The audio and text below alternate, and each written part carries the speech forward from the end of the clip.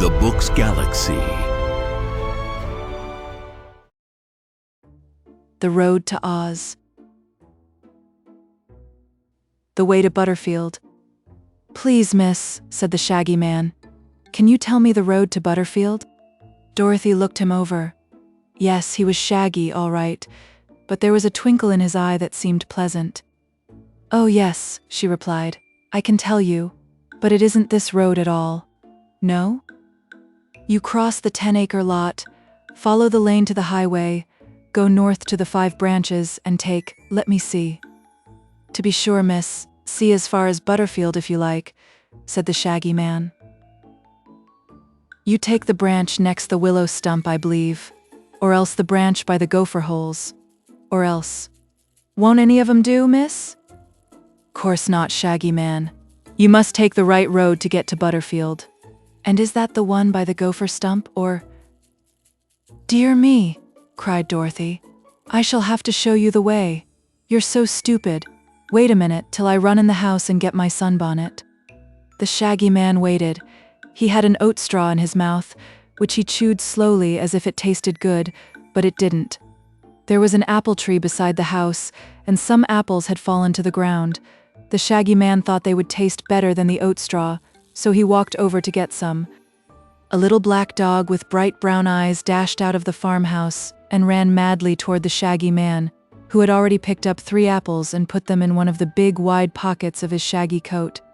The little dog barked and made a dive for the Shaggy Man's leg, but he grabbed the dog by the neck and put it in his big pocket along with the apples. He took more apples afterward, for many were on the ground, and each one that he tossed into his pocket hit the little dog somewhere upon the head or back, and made him growl. The little dog's name was Toto, and he was sorry he had been put in the Shaggy Man's pocket. Pretty soon, Dorothy came out of the house with her sunbonnet, and she called out, "Come on, Shaggy Man, if you want me to show you the road to Butterfield." She climbed the fence into the 10-acre lot, and he followed her, walking slowly and stumbling over the little hillocks in the pasture as if he was thinking of something else and did not notice them. "My, but you're clumsy," said the little girl. "Are your feet tired?" "No, miss, it's my whiskers. They tire very easily this warm weather," said he. "I wish it would snow, don't you?" "Course not, Shaggy Man," replied Dorothy, giving him a severe look. "If it snowed in August, it would spoil the corn and the oats and the wheat, and then Uncle Henry wouldn't have any crops, and that would make him poor, and—" "Never mind," said the Shaggy Man. "It won't snow, I guess. Is this the lane?" "Yes," replied Dorothy, climbing another fence. "I'll go as far as the highway with you." "Thank ye, miss. You're very kind for your size, I'm sure," said he gratefully. "It isn't everyone who knows the road to Butterfield," Dorothy remarked as she tripped along the lane, "but I've driven there many a time with Uncle Henry, and so I believe I could find it blindfolded." "Don't do that, miss," said the Shaggy Man earnestly. "You might make a mistake." "I won't," she answered, laughing. "Here's the highway. Now it's the 2nd. No, the 3rd turn to the left, or else it's the 4th. Let's see. The 1st one is by the elm tree, and the 2nd is by the gopher holes, and then—" "Then what?" he inquired, putting his hands in his coat pockets. Toto grabbed a finger and bit it. The Shaggy Man took his hand out of that pocket quickly and said, "Oh." Dorothy did not notice. She was shading her eyes from the sun with her arm, looking anxiously down the road. "Come on," she commanded. "It's only a little way farther, so I may as well show you." After a while they came to the place where 5 roads branched in different directions. Dorothy pointed to one and said, "That's it, Shaggy Man." "I'm much obliged, miss," he said, and started along another road. "Not that one," she cried. "You're going wrong." He stopped. "I thought you said that other was the road to Butterfield," said he, running his fingers through his shaggy whiskers in a puzzled way. "So it is. But I don't want to go to Butterfield, miss." "You don't?" "Of course not. I wanted you to show me the road, so I shouldn't go there by mistake." "Oh. Where do you want to go to, then?" "I'm not particular, miss." This answer astonished the little girl, and it made her provoked, too, to think she had taken all this trouble for nothing. "There are a good many roads here," observed the Shaggy Man, turning slowly around, like a human windmill. Seems to me a person could go most anywhere from this place. Dorothy turned around too and gazed in surprise. There were a good many roads, more than she had ever seen before. She tried to count them, knowing there ought to be 5, but when she had counted 17, she grew bewildered and stopped, for the roads were as many as the spokes of a wheel and ran in every direction from the place where they stood. So if she kept on counting, she was likely to count some of the roads twice. "Dear me," she exclaimed. "There used to be only 5 roads, highway and all. And now why? Where's the highway, Shaggy Man?" "Can't say, miss," he responded, sitting down upon the ground as if tired with standing. "Wasn't it here a minute ago?" "I thought so," she answered, greatly perplexed. "And I saw the gopher holes too, and the dead stump. But they're not here now. These roads are all strange, and what a lot of them there are. Where do you suppose they all go to?" "Roads," observed the Shaggy Man, "don't go anywhere. They stay in one place so folks can walk on them." He put his hand in his side pocket and drew out an apple, quick, before Toto could bite him again. The little dog got his head out this time and said "bow wow" so loudly that it made Dorothy jump. "Oh, Toto," she cried, "where did you come from?" "I brought him along," said the Shaggy Man. "What for?" she asked. "To guard these apples in my pocket, miss, so no one would steal them." With one hand the Shaggy Man held the apple, which he began eating, while with the other hand he pulled Toto out of his pocket and dropped him to the ground. Of course Toto made for Dorothy at once, barking joyfully at his release from the dark pocket. When the child had patted his head lovingly, he sat down before her, his red tongue hanging out one side of his mouth, and looked up into her face with his bright brown eyes, as if asking her what they should do next. Dorothy didn't know. She looked around her anxiously for some familiar landmark, but everything was strange. Between the branches of the many roads were green meadows and a few shrubs and trees, but she couldn't see anywhere the farmhouse from which she had just come, or anything she had ever seen before, except the Shaggy Man and Toto. Besides this, she had turned around and around so many times, trying to find out where she was, that now she couldn't even tell which direction the farmhouse ought to be in, and this began to worry her and make her feel anxious. "I'm 'fraid, Shaggy Man," she said with a sigh, "that we're lost." "That's nothing to be afraid of," he replied, throwing away the core of his apple and beginning to eat another one. "Each of these roads must lead somewhere, or it wouldn't be here. So what does it matter?" "I want to go home again," she said. "Well, why don't you?" said he. "I don't know which road to take." "That is too bad," he said, shaking his shaggy head gravely. "I wish I could help you, but I can't. I'm a stranger in these parts." "Seems as if I were too," she said, sitting down beside him. "It's funny. A few minutes ago I was home and I just came to show you the way to Butterfield. So I shouldn't make a mistake and go there. And now I'm lost myself and don't know how to get home." "Have an apple," suggested the Shaggy Man, handing her one with pretty red cheeks. "I'm not hungry," said Dorothy, pushing it away. "But you may be tomorrow. Then you'll be sorry you didn't eat the apple," said he. "If I am, I'll eat the apple then," promised Dorothy. "Perhaps there won't be any apple then," he returned, beginning to eat the red-cheeked one himself. "Dogs sometimes can find their way home better than people," he went on. "Perhaps your dog can lead you back to the farm." "Will you, Toto?" asked Dorothy.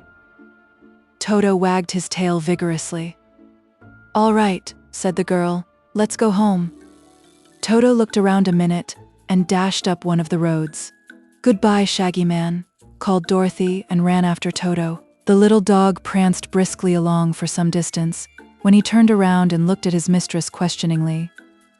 "Oh, don't expect me to tell you anything, I don't know the way," she said. "You'll have to find it yourself." But Toto couldn't. He wagged his tail and sneezed and shook his ears and trotted back where they had left the Shaggy Man. From here he started along another road, then came back and tried another. But each time he found the way strange and decided it would not take them to the farmhouse. Finally, when Dorothy had begun to tire with chasing after him, Toto sat down panting beside the Shaggy Man and gave up. Dorothy sat down too, very thoughtful. The little girl had encountered some queer adventures since she came to live at the farm. But this was the queerest of them all. To get lost in 15 minutes, so near to her home and in the unromantic state of Kansas, was an experience that fairly bewildered her. "Will your folks worry?" asked the Shaggy Man, his eyes twinkling in a pleasant way. "I suppose so," answered Dorothy with a sigh. "Uncle Henry says there's always something happening to me, but I've always come home safe at the last, so perhaps he'll take comfort and think I'll come home safe this time." "I'm sure you will," said the Shaggy Man, smilingly nodding at her. "Good little girls never come to any harm, you know. For my part, I'm good too, so nothing ever hurts me." Dorothy looked at him curiously. His clothes were shaggy, his boots were shaggy and full of holes, and his hair and whiskers were shaggy. But his smile was sweet, and his eyes were kind. "Why didn't you want to go to Butterfield?" she asked. "Because a man lives there who owes me 15 cents. And if I went to Butterfield and he saw me, he'd want to pay me the money. I don't want money, my dear." "Why not?" she inquired. "Money," declared the Shaggy Man, "makes people proud and haughty. I don't want to be proud and haughty. All I want is to have people love me. And as long as I own the love magnet, everyone I meet is sure to love me dearly." "The love magnet? Why, what's that?" "I'll show you if you won't tell anyone," he answered in a low, mysterious voice. "There isn't anyone to tell, 'cept Toto," said the girl. The Shaggy Man searched in one pocket, carefully, and in another pocket, and in a third. At last he drew out a small parcel wrapped in crumpled paper and tied with a cotton string. He unwound the string, opened the parcel, and took out a bit of metal shaped like a horseshoe. It was dull and brown, and not very pretty. "This, my dear," said he impressively, "is the wonderful love magnet. It was given me by an Eskimo in the Sandwich Islands, where there are no sandwiches at all, and as long as I carry it, every living thing I meet will love me dearly." "Why didn't the Eskimo keep it?" she asked, looking at the magnet with interest. "He got tired being loved and longed for someone to hate him, so he gave me the magnet, and the very next day a grizzly bear ate him." "Wasn't he sorry then?" she inquired. "He didn't say," replied the Shaggy Man, wrapping and tying the love magnet with great care and putting it away in another pocket. "But the bear didn't seem sorry a bit," he added. "Did you know the bear?" asked Dorothy. "Yes. We used to play ball together in the Caviar Islands. The bear loved me because I had the love magnet. I couldn't blame him for eating the Eskimo, because it was his nature to do so." "Once," said Dorothy, "I knew a hungry tiger who longed to eat fat babies because it was his nature to, but he never ate any because he had a conscience." "This bear," replied the Shaggy Man, with a sigh, "had no conscience, you see." The Shaggy Man sat silent for several minutes, apparently considering the cases of the bear and the tiger, while Toto watched him with an air of great interest. The little dog was doubtless thinking of his ride in the Shaggy Man's pocket and planning to keep out of reach in the future. At last the Shaggy Man turned and inquired, "What's your name, little girl?" "My name's Dorothy," said she, jumping up again. "But what are we going to do? We can't stay here forever, you know." "Let's take the 7th road," he suggested. 7 is a lucky number for little girls named Dorothy. "The 7th from where?" "From where you begin to count." So she counted 7 roads, and the 7th looked just like all the others, but the Shaggy Man got up from the ground where he had been sitting and started down this road as if sure it was the best way to go, and Dorothy and Toto followed him. Dorothy meets Button-Bright. The 7th road was a good road, and curved this way and that, winding through green meadows and fields covered with daisies and buttercups and past groups of shady trees. There were no houses of any sort to be seen, and for some distance they met with no living creature at all. Dorothy began to fear they were getting a good way from the farmhouse, since here everything was strange to her, but it would do no good at all to go back where the other roads all met, because the next one they chose might lead her just as far from home. She kept on beside the Shaggy Man, who whistled cheerful tunes to beguile the journey, until by and by they followed a turn in the road and saw before them a big chestnut tree making a shady spot over the highway. In the shade sat a little boy dressed in sailor clothes, who was digging a hole in the earth with a bit of wood. He must have been digging some time, because the hole was already big enough to drop a football into. Dorothy and Toto and the Shaggy Man came to a halt before the little boy, who kept on digging in a sober and persistent fashion. "Who are you?" asked the girl. He looked up at her calmly. His face was round and chubby, and his eyes were big, blue, and earnest. "I'm Button Bright," said he. "But what's your real name?" she inquired. "Button Bright. That isn't a really truly name," she exclaimed. "Isn't it?" he asked, still digging. "Course not. It's just a thing to call you by. You must have a name." "Must I? To be sure. What does your mama call you?" He paused in his digging and tried to think. "Papa always said I was bright as a button, so Mama always called me Button Bright," he said. "What is your papa's name?" "Just Papa." "What else?" "Don't know." "Never mind," said the Shaggy Man, smiling. "We'll call the boy Button Bright, as his mama does. That name is as good as any, and better than some." Dorothy watched the boy dig. "Where do you live?" she asked. "Don't know," was the reply. "How did you come here?" "Don't know," he said again. "Don't you know where you came from?" "No," said he. "Why, he must be lost," she said to the Shaggy Man. She turned to the boy once more. "What are you going to do?" she inquired. "Dig," said he. "But you can't dig forever, and what are you going to do then?" she persisted. "Don't know," said the boy. "But you must know something," declared Dorothy, getting provoked. "Must I?" he asked, looking up in surprise. "Of course you must." "What must I know?" "What's going to become of you, for one thing," she answered. "Do you know what's going to become of me?" he asked. Not exactly," she admitted. "Do you know what's going to become of you?" he continued earnestly. "I can't say I do," replied Dorothy, remembering her present difficulties. The Shaggy Man laughed. "No one knows everything, Dorothy," he said. "But Button Bright doesn't seem to know anything," she declared. "Do you, Button Bright?" He shook his head, which had pretty curls all over it, and replied with perfect calmness, "Don't know." Never before had Dorothy met with anyone who could give her so little information. The boy was evidently lost, and his people would be sure to worry about him. He seemed 2 or 3 years younger than Dorothy, and was prettily dressed, as if someone loved him dearly and took much pains to make him look well. How, then, did he come to be in this lonely road? She wondered. Near Button Bright, on the ground, lay a sailor hat with a gilt anchor on the band. His sailor trousers were long and wide at the bottom, and the broad collar of his blouse had gold anchors sewed on its corners. The boy was still digging at his hole. "Have you ever been to sea?" asked Dorothy. "To see what?" answered Button Bright. "I mean, have you ever been where there's water?" "Yes," said Button Bright. "There's a well in our backyard." "You don't understand," cried Dorothy. "I mean, have you ever been on a big ship floating on a big ocean?" "Don't know," said he. "Then why do you wear sailor clothes?" "Don't know," he answered, again. Dorothy was in despair. "You're just awful stupid, Button Bright," she said. "Am I?" he asked. "Yes, you are." "Why?"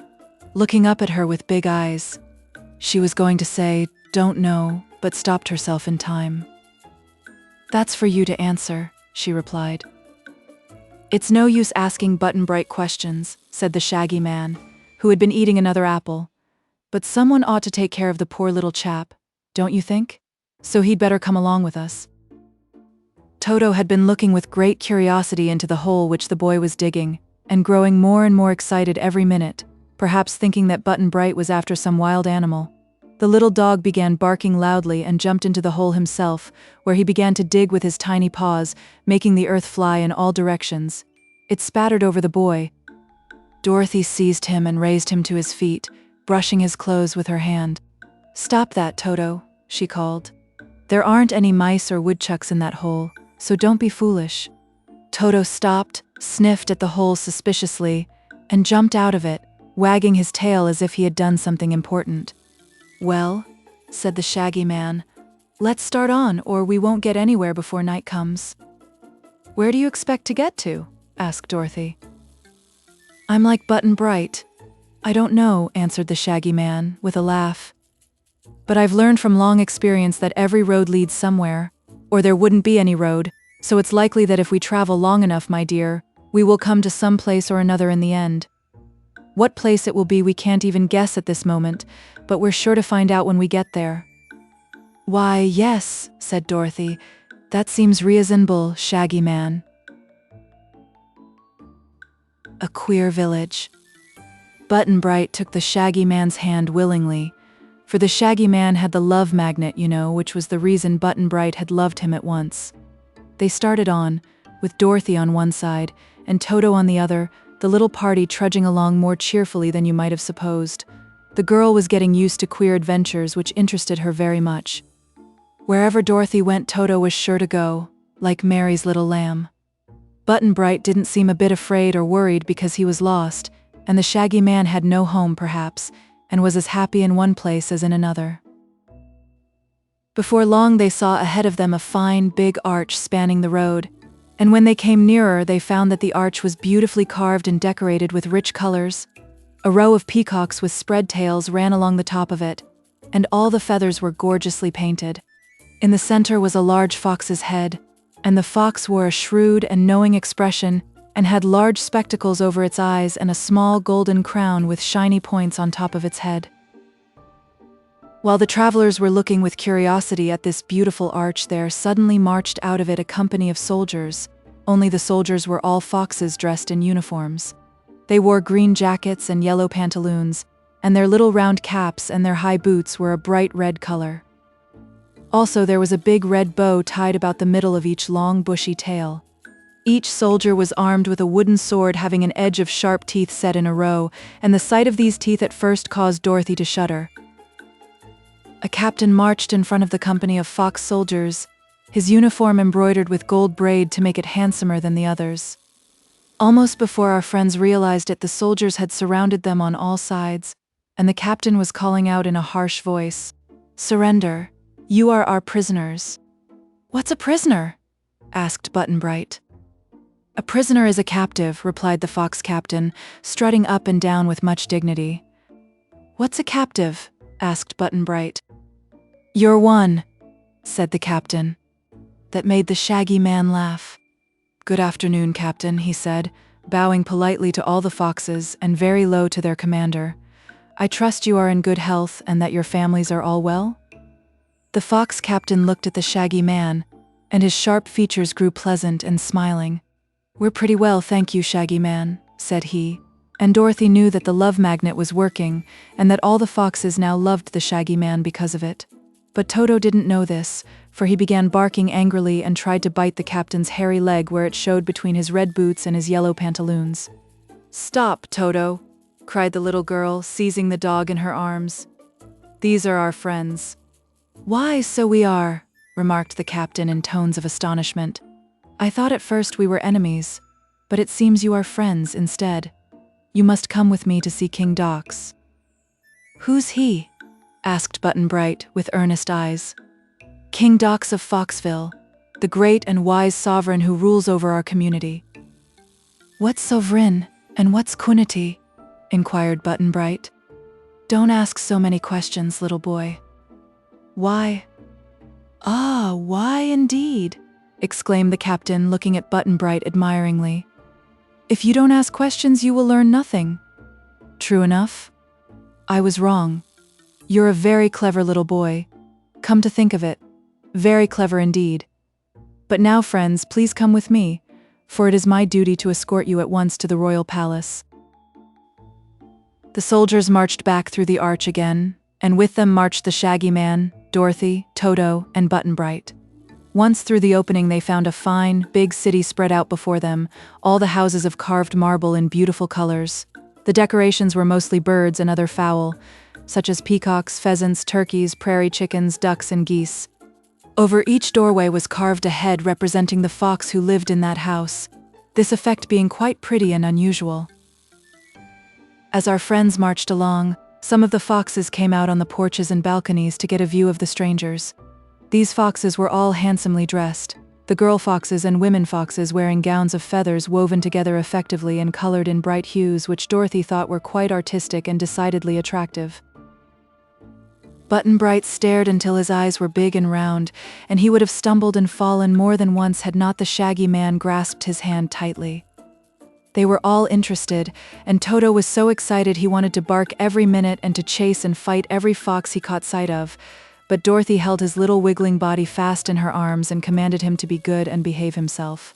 So he finally quieted down, like a wise doggy, deciding there were too many foxes in Foxville to fight at one time.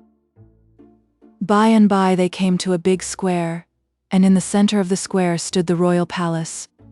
Dorothy knew it at once because it had over its great door the carved head of a fox just like the one she had seen on the arch, and this fox was the only one who wore a golden crown. There were many fox soldiers guarding the door, but they bowed to the captain and admitted him without question. The captain led them through many rooms, where richly dressed foxes were sitting on beautiful chairs or sipping tea, which was being passed around by fox servants in white aprons. They came to a big doorway covered with heavy curtains of cloth of gold. Beside this doorway stood a huge drum. The fox captain went to this drum and knocked his knees against it, first one knee and then the other, so that the drum said, "Boom, boom." "You must all do exactly what I do," ordered the captain. So the Shaggy Man pounded the drum with his knees, and so did Dorothy, and so did Button-Bright. The boy wanted to keep on pounding it with his little fat knees, because he liked the sound of it, but the captain stopped him. Toto couldn't pound the drum with his knees, and he didn't know enough to wag his tail against it, so Dorothy pounded the drum for him, and that made him bark, and when the little dog barked the fox captain scowled. The golden curtains drew back far enough to make an opening, through which marched the captain with the others. The broad, long room they entered was decorated in gold with stained glass windows of splendid colors. In the center of the room, upon a richly carved golden throne, sat the Fox King, surrounded by a group of other foxes, all of whom wore great spectacles over their eyes, making them look solemn and important. Dorothy knew the king at once because she had seen his head carved on the arch and over the doorway of the palace. Having met with several other kings in her travels, she knew what to do, and at once made a low bow before the throne. The Shaggy Man bowed too, and Button-Bright bobbed his head and said hello. "Most wise and noble potentate of Foxville," said the captain, addressing the king in a pompous voice, "I humbly beg to report that I found these strangers on the road leading to your foxy majesty's dominions, and have therefore brought them before you, as is my duty." So, said the king, looking at them keenly. "What brought you here, strangers?" "Our legs, may it please your royal hairiness," replied the Shaggy Man. "What is your business here?" was the next question. "To get away as soon as possible," said the Shaggy Man. The king didn't know about the magnet, of course, but it made him love the Shaggy Man at once. "Do just as you please about going away," he said. "But I'd like to show you the sights of my city and to entertain your party while you are here. We feel highly honored to have little Dorothy with us, I assure you, and we appreciate her kindness in making us a visit. For whatever country Dorothy visits is sure to become famous." This speech greatly surprised the little girl, who asked, "How did your majesty know my name?" "Why, everybody knows you, my dear," said the Fox King. "Don't you realize that? You are quite an important personage since Princess Ozma of Oz made you her friend." "Do you know Ozma?" she asked, wondering. "I regret to say that I do not," he answered, sadly. "But I hope to meet her soon. You know the Princess Ozma is to celebrate her birthday on the 21st of this month." "Is she?" said Dorothy. "I didn't know that." "Yes, it is to be the most brilliant royal ceremony ever held in any city in Fairyland, and I hope you will try to get me an invitation." Dorothy thought a moment. "I'm sure Ozma would invite you if I asked her," she said. "But how could you get to the land of Oz and the Emerald City? It's a good way from Kansas." "Kansas!" he exclaimed, surprised. "Why, yes, we are in Kansas now, aren't we?" she returned. "What a queer notion," cried the Fox King, beginning to laugh. "Whatever made you think this is Kansas?" I left Uncle Henry's farm only about 2 hours ago. That's the reason, she said, rather perplexed. But tell me, my dear, did you ever see so wonderful a city as Foxville in Kansas? He questioned. No, Your Majesty. And haven't you traveled from Oz to Kansas in less than half a jiffy, by means of the silver shoes and the magic belt? Yes, Your Majesty, she acknowledged. Then why do you wonder that an hour or two could bring you to Foxville, which is nearer to Oz than it is to Kansas? Dear me, exclaimed Dorothy, is this another fairy adventure? It seems to be, said the Fox King, smiling. Dorothy turned to the Shaggy Man, and her face was grave and reproachful. Are you a magician, or a fairy in disguise? She asked. Did you enchant me when you asked the way to Butterfield? The Shaggy Man shook his head. Who ever heard of a shaggy fairy? He replied. No, Dorothy, my dear. I'm not to blame for this journey in any way, I assure you. There's been something strange about me ever since I owned the Love Magnet, but I don't know what it is any more than you do. I didn't try to get you away from home, at all. If you want to find your way back to the farm, I'll go with you willingly and do my best to help you. Never mind, said the little girl, thoughtfully. There isn't so much to see in Kansas as there is here, and I guess Aunt Em won't be very much worried. That is, if I don't stay away too long. That's right, declared the Fox King, nodding approval. Be contented with your lot, whatever it happens to be, if you are wise, which reminds me that you have a new companion on this adventure. He looks very clever and bright. He is, said Dorothy, and the Shaggy Man added. That's his name, your royal foxiness, Button Bright. King Dox. It was amusing to note the expression on the face of King Dox as he looked the boy over, from his sailor hat to his stubby shoes, and it was equally diverting to watch Button Bright stare at the king in return. No fox ever beheld a fresher, fairer child's face, and no child had ever before heard a fox talk, or met with one who dressed so handsomely and ruled so big a city. I am sorry to say that no one had ever told the little boy much about fairies of any kind. This being the case, it is easy to understand how much this strange experience startled and astonished him. How do you like us? Asked the king. Don't know, said Button Bright. Of course you don't. It's too short an acquaintance, returned His Majesty. What do you suppose my name is? Don't know, said Button Bright. How should you? Well, I'll tell you. My private name is Dox, but a king can't be called by his private name. He has to take one that is official. Therefore, my official name is King Renard IV, Renard with the accent on the Ren. What's Ren? Asked Button Bright. How clever! Exclaimed the king, turning a pleased face toward his counselors. This boy is indeed remarkably bright. What's Ren? He asks. And of course Ren is nothing at all by itself. Yes, he's very bright indeed. That question is what your Majesty might call foxy, said one of the counselors, an old gray fox. So it is, declared the king. Turning again to Button Bright, he asked, Having told you my name, what would you call me? King Dox, said the boy. Why? 'Cause Ren's nothing at all, was the reply. Good. Very good indeed. You certainly have a brilliant mind. Do you know why 2 and 2 make 4? No, said Button Bright. Clever. Clever indeed. Of course you don't know. Nobody knows why, we only know it's so, and can't tell why it's so. Button Bright, those curls and blue eyes do not go well with so much wisdom. They make you look too youthful and hide your real cleverness. Therefore, I will do you a great favor. I will confer upon you the head of a fox, so that you may hereafter look as bright as you really are. As he spoke, the king waved his paw toward the boy, and at once the pretty curls and fresh round face and big blue eyes were gone, while in their place a fox's head appeared upon Button Bright's shoulders, a hairy head with a sharp nose, pointed ears and keen little eyes. Oh, don't do that, cried Dorothy, shrinking back from her transformed companion with a shocked and dismayed face. Too late, my dear. It's done.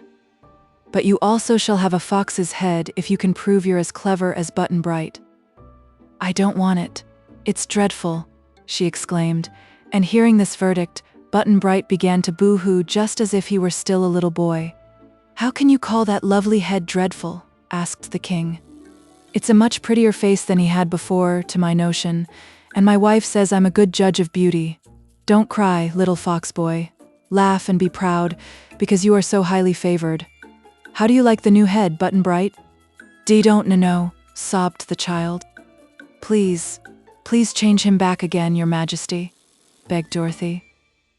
King Renard IV shook his head. I can't do that, he said. I haven't the power even if I wanted to. No, Button-Bright must wear his fox head, and he'll be sure to love it dearly as soon as he gets used to it. Both the Shaggy Man and Dorothy looked grave and anxious, for they were sorrowful that such a misfortune had overtaken their little companion. Toto barked at the fox boy once or twice, not realizing it was his former friend who now wore the animal head, but Dorothy cuffed the dog and made him stop. As for the foxes, they all seemed to think Button-Bright's new head very becoming and that their king had conferred a great honor on this little stranger. It was funny to see the boy reach up to feel of his sharp nose and wide mouth, and wail afresh with grief. He wagged his ears in a comical manner and tears were in his little black eyes. But Dorothy couldn't laugh at her friend just yet, because she felt so sorry.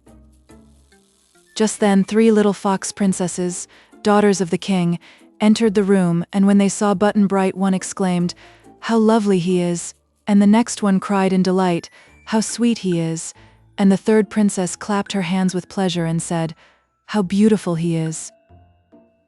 Button-Bright stopped crying and asked timidly, "Am I?" "In all the world there is not another face so pretty," declared the biggest fox princess. "You must live with us always, and be our brother," said the next. "We shall all love you dearly," the third said. This praise did much to comfort the boy, and he looked around and tried to smile. It was a pitiful attempt, because the fox face was new and stiff, and Dorothy thought his expression more stupid than before the transformation. "I think we ought to be going now," said the Shaggy Man uneasily, for he didn't know what the king might take into his head to do next. "Don't leave us yet, I beg of you," pleaded King Renard. "I intend to have several days of feasting and merrymaking in honor of your visit." "Have it after we're gone, for we can't wait," said Dorothy decidedly. But seeing this displeased the king, she added, "If I'm going to get Ozma to invite you to her party, I'll have to find her as soon as possible, you know." In spite of all the beauty of Foxville and the gorgeous dresses of its inhabitants, both the girl and the Shaggy Man felt they were not quite safe there, and would be glad to see the last of it. "But it is now evening," the king reminded them, "and you must stay with us until morning anyhow.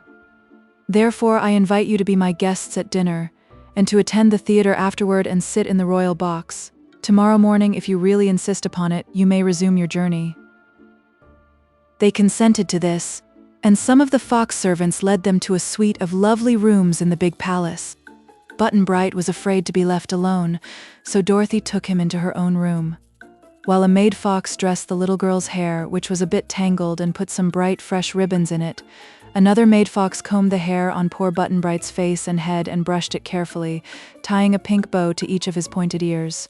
The maids wanted to dress the children in fine costumes of woven feathers, such as all the foxes wore, but neither of them consented to that. "A sailor suit and a fox head do not go well together," said one of the maids, "for no fox was ever a sailor that I can remember." "I'm not a fox," cried Button-Bright. "Alas, no," agreed the maid. "But you've got a lovely fox head on your skinny shoulders, and that's almost as good as being a fox." The boy, reminded of his misfortune, began to cry again. Dorothy petted and comforted him, and promised to find some way to restore him his own head.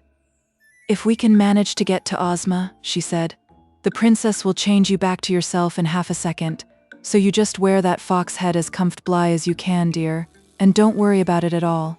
It isn't nearly as pretty as your own head, no matter what the foxes say, but you can get along with it for a little while longer, can't you?" "Don't know," said Button-Bright, doubtfully, but he didn't cry any more after that. Dorothy let the maids pin ribbons to her shoulders, after which they were ready for the king's dinner. When they met the Shaggy Man in the splendid drawing room of the palace, they found him just the same as before.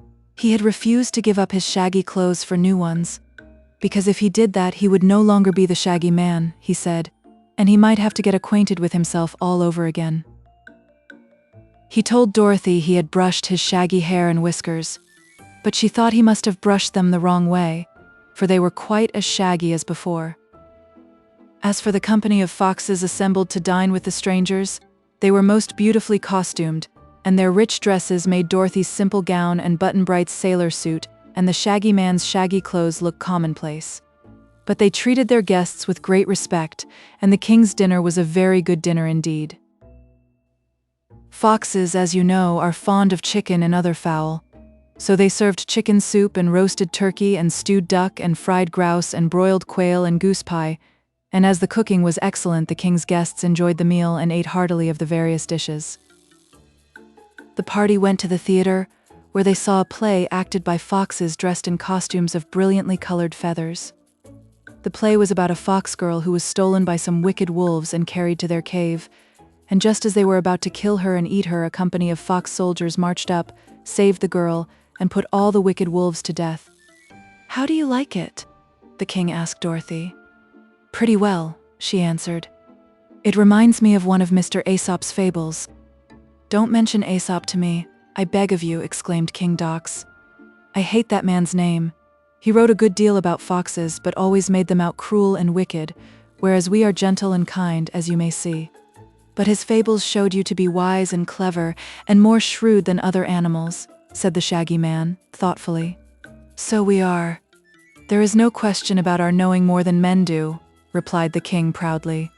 "But we employ our wisdom to do good, instead of harm, so that horrid Aesop did not know what he was talking about." They did not like to contradict him because they felt he ought to know the nature of foxes better than men did, so they sat still and watched the play, and Button-Bright became so interested that for the time he forgot he wore a fox head. Afterward they went back to the palace and slept in soft beds stuffed with feathers. For the foxes raised many fowl for food, and used their feathers for clothing and to sleep upon. Dorothy wondered why the animals living in Foxville did not wear just their own hairy skins, as wild foxes do. When she mentioned it to King Dox, he said they clothed themselves because they were civilized. "But you were born without clothes," she observed, "and you don't seem to me to need them." "So were human beings born without clothes," he replied. "And until they became civilized, they wore only their natural skins. But to become civilized means to dress as elaborately and prettily as possible, and to make a show of your clothes so your neighbors will envy you. And for that reason, both civilized foxes and civilized humans spend most of their time dressing themselves." "I don't," declared the Shaggy Man. "That is true," said the king, looking at him carefully. "But perhaps you are not civilized." After a sound sleep and a good night's rest, they had their breakfast with the king, and then bade His Majesty goodbye. "You've been kind to us, 'cept poor Button-Bright," said Dorothy, "and we've had a nice time in Foxville." "Then," said King Dox, "perhaps you'll be good enough to get me an invitation to Princess Ozma's birthday celebration." "I'll try," she promised, "if I see her in time." "It's on the 21st, remember," he continued. "And if you'll just see that I'm invited, I'll find a way to cross the dreadful desert into the marvelous land of Oz. I've always wanted to visit the Emerald City, so I'm sure it was fortunate you arrived here just when you did, you being Princess Ozma's friend and able to assist me in getting the invitation." "If I see Ozma, I'll ask her to invite you," she replied. The Fox King had a delightful luncheon put up for them, which the Shaggy Man shoved in his pocket, and the Fox Captain escorted them to an arch at the side of the village opposite the one by which they had entered. Here they found more soldiers guarding the road. "Are you afraid of enemies?" asked Dorothy. "No, because we are watchful and able to protect ourselves," answered the captain. "But this road leads to another village peopled by big, stupid beasts who might cause us trouble if they thought we were afraid of them." "What beasts are they?" asked the Shaggy Man. The captain hesitated to answer. Finally he said, "You will learn all about them when you arrive at their city. But do not be afraid of them. Button-Bright is so wonderfully clever, and has now such an intelligent face that I'm sure he will manage to find a way to protect you." This made Dorothy and the Shaggy Man rather uneasy, for they had not so much confidence in the Fox Boy's wisdom as the captain seemed to have. But as their escort would say no more about the beasts, they bade him goodbye and proceeded on their journey. the Rainbow's daughter. Toto, now allowed to run about as he pleased, was glad to be free again and able to bark at the birds and chase the butterflies. The country around them was charming, yet in the pretty fields of wildflowers and groves of leafy trees were no houses whatever, or sign of any inhabitants.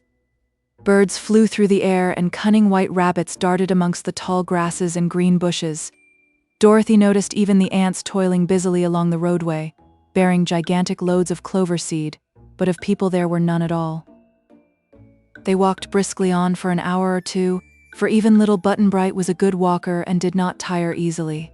At length, as they turned a curve in the road, they beheld just before them a curious sight.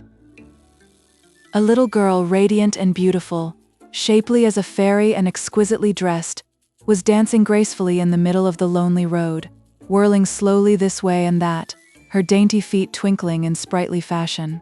She was clad in flowing, fluffy robes of soft material that reminded Dorothy of woven cobwebs, only it was colored in soft tintings of violet, rose, topaz, olive, azure, and white, mingled together most harmoniously in stripes which melted one into the other with soft blendings. Her hair was like spun gold and floated around her in a cloud, no strand being fastened or confined by either pin or ornament or ribbon. Filled with wonder and admiration, our friends approached and stood watching this fascinating dance. The girl was no taller than Dorothy, although more slender, nor did she seem any older than our little heroine. Suddenly she paused and abandoned the dance, as if for the first time observing the presence of strangers. As she faced them, shy as a frightened fawn, poised upon one foot as if to fly the next instant, Dorothy was astonished to see tears flowing from her violet eyes and trickling down her lovely rose-hued cheeks. That the dainty maiden should dance and weep at the same time was indeed surprising. So Dorothy asked in a soft, sympathetic voice, "Are you unhappy, little girl?" "Very," was the reply. "I am lost." "Why, so are we," said Dorothy, smiling. "But we don't cry about it. Don't you?" "Why not?" "'Cause I've been lost before, and always got found again," answered Dorothy simply. "But I've never been lost before," murmured the dainty maiden, "and I'm worried and afraid." "You were dancing," remarked Dorothy in a puzzled tone of voice. "Oh, that was just to keep warm," explained the maiden quickly. "It was not because I felt happy or gay, I assure you." Dorothy looked at her closely. Her gauzy flowing robes might not be very warm, yet the weather wasn't at all chilly, but rather mild and balmy like a spring day. "Who are you, dear?" she asked gently. "I'm Polychrome," was the reply. "Polly whom?" "Polychrome. I'm the daughter of the rainbow." "Oh," said Dorothy with a gasp. "I didn't know the rainbow had children, but I might have known it before you spoke. You couldn't really be anything else." "Why not?" inquired Polychrome, as if surprised. "Because you're so lovely and sweet." The little maiden smiled through her tears, came up to Dorothy, and placed her slender fingers in the Kansas girl's chubby hand. "You'll be my friend, won't you?" she said pleadingly. "Of course." "And what is your name?" "I'm Dorothy, and this is my friend Shaggy Man, who owns the Love Magnet, and this is Button-Bright, only you don't see him as he really is, because the Fox King carelessly changed his head into a fox head. But the real Button-Bright is good to look at, and I hope to get him changed back to himself sometime." The Rainbow's daughter nodded cheerfully, no longer afraid of her new companions. "But who is this?" she asked, pointing to Toto, who was sitting before her wagging his tail in the most friendly manner and admiring the pretty maid with his bright eyes. "Is this also some enchanted person?" "Oh no, Polly. I may call you Polly, mayn't I? Your whole name's awful hard to say." "Call me Polly if you wish, Dorothy." "Well, Polly, Toto's just a dog, but he has more sense than Button-Bright, to tell the truth, and I'm very fond of him." "So am I," said Polychrome, bending gracefully to pat Toto's head. "But how did the Rainbow's daughter ever get on this lonely road and become lost?" asked the Shaggy Man, who had listened wonderingly to all this. "Why, my father stretched his rainbow over here this morning, so that one end of it touched this road," was the reply, "and I was dancing upon the pretty rays as I love to do, and never noticed I was getting too far over the bend in the circle. Suddenly I began to slide, and I went faster and faster until at last I bumped on the ground, at the very end. Just then Father lifted the rainbow again, without noticing me at all. And though I tried to seize the end of it and hold fast, it melted away entirely and I was left alone and helpless on the cold, hard earth. "It doesn't seem cold to me, Polly," said Dorothy, "but perhaps you're not warmly dressed?" "I'm so used to living nearer the sun," replied the Rainbow's Daughter, "that at first I feared I would freeze down here. But my dance has warmed me some, and now I wonder how I am ever to get home again." "Won't your father miss you, and look for you, and let down another rainbow for you?" "Perhaps so, but he's busy just now because it rains in so many parts of the world at this season, and he has to set his rainbow in a lot of different places. What would you advise me to do, Dorothy?" "Come with us," was the answer. "I'm going to try to find my way to the Emerald City, which is in the fairyland of Oz. The Emerald City is ruled by a friend of mine, the Princess Ozma, and if we can manage to get there, I'm sure she will know a way to send you home to your father again." "Do you really think so?" asked Polychrome anxiously. "I'm pretty sure." "Then I'll go with you," said the little maid. "For travel will help keep me warm, and father can find me in one part of the world as well as another, if he gets time to look for me." "Come along then," said the Shaggy Man cheerfully, and they started on once more. Polly walked beside Dorothy a while, holding her new friend's hand as if she feared to let it go, but her nature seemed as light and buoyant as her fleecy robes, for suddenly she darted ahead and whirled round in a giddy dance. Then she tripped back to them with sparkling eyes and smiling cheeks, having regained her usual happy mood and forgotten all her worry about being lost. They found her a charming companion, and her dancing and laughter, for she laughed at times like the tinkling of a silver bell, did much to enliven their journey and keep them contented. The City of Beasts. When noon came, they opened the Fox King's basket of luncheon and found a nice roasted turkey with cranberry sauce and some slices of bread and butter. As they sat on the grass by the roadside, the Shaggy Man cut up the turkey with his pocket knife and passed slices of it around. "Haven't you any dewdrops, or mist cakes, or cloud buns?" asked Polychrome longingly. "Course not," replied Dorothy. "We eat solid things down here on the earth, but there's a bottle of cold tea. Try some, won't you?" The Rainbow's Daughter watched Button-Bright devour one leg of the turkey. "Is it good?" she asked. He nodded. "Do you think I could eat it?" "Not this," said Button-Bright. "But I mean another piece?" "Don't know," he replied.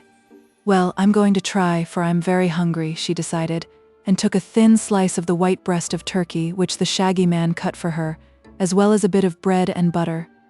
When she tasted it, Polychrome thought the turkey was good, better even than mist cakes, but a little satisfied her hunger, and she finished with a tiny sip of cold tea. "That's about as much as a fly would eat," said Dorothy, who was making a good meal herself, "but I know some people in Oz who eat nothing at all." "Who are they?" inquired the Shaggy Man. "One is a scarecrow who's stuffed with straw, and the other a woodman made out of tin. They haven't any appetites inside of 'em, you see, so they never eat anything at all." "Are they alive?" asked Button-Bright. "Oh yes," replied Dorothy, "and they're very clever and very nice too. If we get to Oz, I'll introduce them to you." "Do you really expect to get to Oz?" inquired the Shaggy Man, taking a drink of cold tea. "I don't know just what to expect," answered the child seriously, "but I've noticed if I happen to get lost, I'm almost sure to come to the land of Oz in the end, somehow or other. So I may get there this time. But I can't promise, you know. All I can do is wait and see." "Will the scarecrow scare me?" asked Button-Bright. "No, 'cause you're not a crow," she returned. "He has the loveliest smile you ever saw, only it's painted on and he can't help it." Luncheon being over, they started again upon their journey. The Shaggy Man, Dorothy and Button-Bright walking soberly along side by side, and the Rainbow's Daughter dancing merrily before them. Sometimes she darted along the road so swiftly that she was nearly out of sight. Then she came tripping back to greet them with her silvery laughter. But once she came back more sedately to say, "There's a city a little way off." "I expected that," returned Dorothy, "for the fox people warned us there was one on this road. It's filled with stupid beasts of some sort, but we mustn't be afraid of 'em 'cause they won't hurt us." "All right," said Button-Bright. But Polychrome didn't know whether it was all right or not. "It's a big city," she said, "and the road runs straight through it." "Never mind," said the Shaggy Man. "As long as I carry the love magnet, every living thing will love me, and you may be sure I shan't allow any of my friends to be harmed in any way." This comforted them somewhat, and they moved on again. Pretty soon they came to a signpost that read, "Half a mile to Dunketon." "Oh," said the Shaggy Man, "if they're donkeys, we've nothing to fear at all." "They may kick," said Dorothy doubtfully. "Then we will cut some switches and make them behave," he replied. At the first tree he cut himself a long, slender switch from one of the branches, and shorter switches for the others. "Don't be afraid to order the beasts around," he said. "They're used to it." Before long the road brought them to the gates of the city. There was a high wall all around, which had been whitewashed, and the gate just before our travelers was a mere opening in the wall, with no bars across it. No towers or steeples or domes showed above the enclosure, nor was any living thing to be seen as our friends drew near. Suddenly, as they were about to boldly enter through the opening, there arose a harsh clamor of sound that swelled and echoed on every side, until they were nearly deafened by the racket and had to put their fingers to their ears to keep the noise out. It was like the firing of many cannon, only there were no cannonballs or other missiles to be seen. It was like the rolling of mighty thunder, only not a cloud was in the sky. It was like the roar of countless breakers on a rugged seashore, only there was no sea or other water anywhere about. They hesitated to advance, but, as the noise did no harm, they entered through the whitewashed wall and quickly discovered the cause of the turmoil. Inside were suspended many sheets of tin or thin iron, and against these metal sheets a row of donkeys were pounding their heels with vicious kicks. The Shaggy Man ran up to the nearest donkey and gave the beast a sharp blow with his switch. "Stop that noise!" he shouted, and the donkey stopped kicking the metal sheet and turned its head to look with surprise at the Shaggy Man. He switched the next donkey and made him stop, and then the next, so that gradually the rattling of heels ceased and the awful noise subsided. The donkeys stood in a group and eyed the strangers with fear and trembling. "What do you mean by making such a racket?" asked the Shaggy Man sternly. "We were scaring away the foxes," said one of the donkeys meekly. "Usually they run fast enough when they hear the noise, which makes them afraid." "There are no foxes here," said the Shaggy Man. "I beg to differ with you." "There's one, anyhow," replied the donkey, sitting upright on its haunches and waving a hoof toward Button-Bright. "We saw him coming and thought the whole army of foxes was marching to attack us." "Button-Bright isn't a fox," explained the Shaggy Man. "He's only wearing a fox head for a time, until he can get his own head back." "Oh, I see," remarked the donkey, waving its left ear reflectively.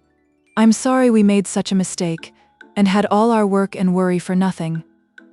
The other donkeys by this time were sitting up and examining the strangers with big, glassy eyes.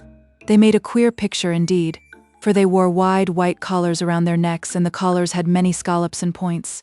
The gentleman donkeys wore high-pointed caps set between their great ears, and the lady donkeys wore sunbonnets with holes cut in the top for the ears to stick through. But they had no other clothing except their hairy skins, although many wore gold and silver bangles on their front wrists and bands of different metals on their rear ankles. When they were kicking, they had braced themselves with their front legs, but now they all stood or sat upright on their hind legs and used their front ones as arms. Having no fingers or hands, the beasts were rather clumsy, as you may guess. But Dorothy was surprised to observe how many things they could do with their stiff, heavy hoofs. Some of the donkeys were white, some were brown, or gray, or black, or spotted, but their hair was sleek and smooth, and their broad collars and caps gave them a neat, if whimsical appearance. "This is a nice way to welcome visitors, I must say," remarked the Shaggy Man, in a reproachful tone. "Oh, we did not mean to be impolite," replied a gray donkey which had not spoken before. "But you were not expected, nor did you send in your visiting cards, as it is proper to do." "There is some truth in that," admitted the Shaggy Man. "But, now you are informed that we are important and distinguished travelers, I trust you will accord us proper consideration."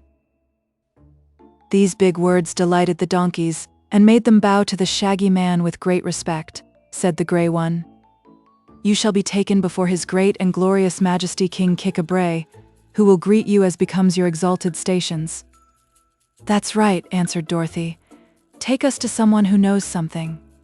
"Oh, we all know something, my child, or we shouldn't be donkeys," asserted the grey one, with dignity. "The word donkey means clever, you know." "I didn't know it," she replied. "I thought it meant stupid." "Not at all, my child. If you will look in the Encyclopedia Donkaniara, you will find I'm correct. But come, I will myself lead you before our splendid, exalted, and most intellectual ruler." All donkeys love big words, so it is no wonder the grey one used so many of them. The Shaggy Man's transformation. They found the houses of the town all low and square and built of bricks, neatly whitewashed inside and out.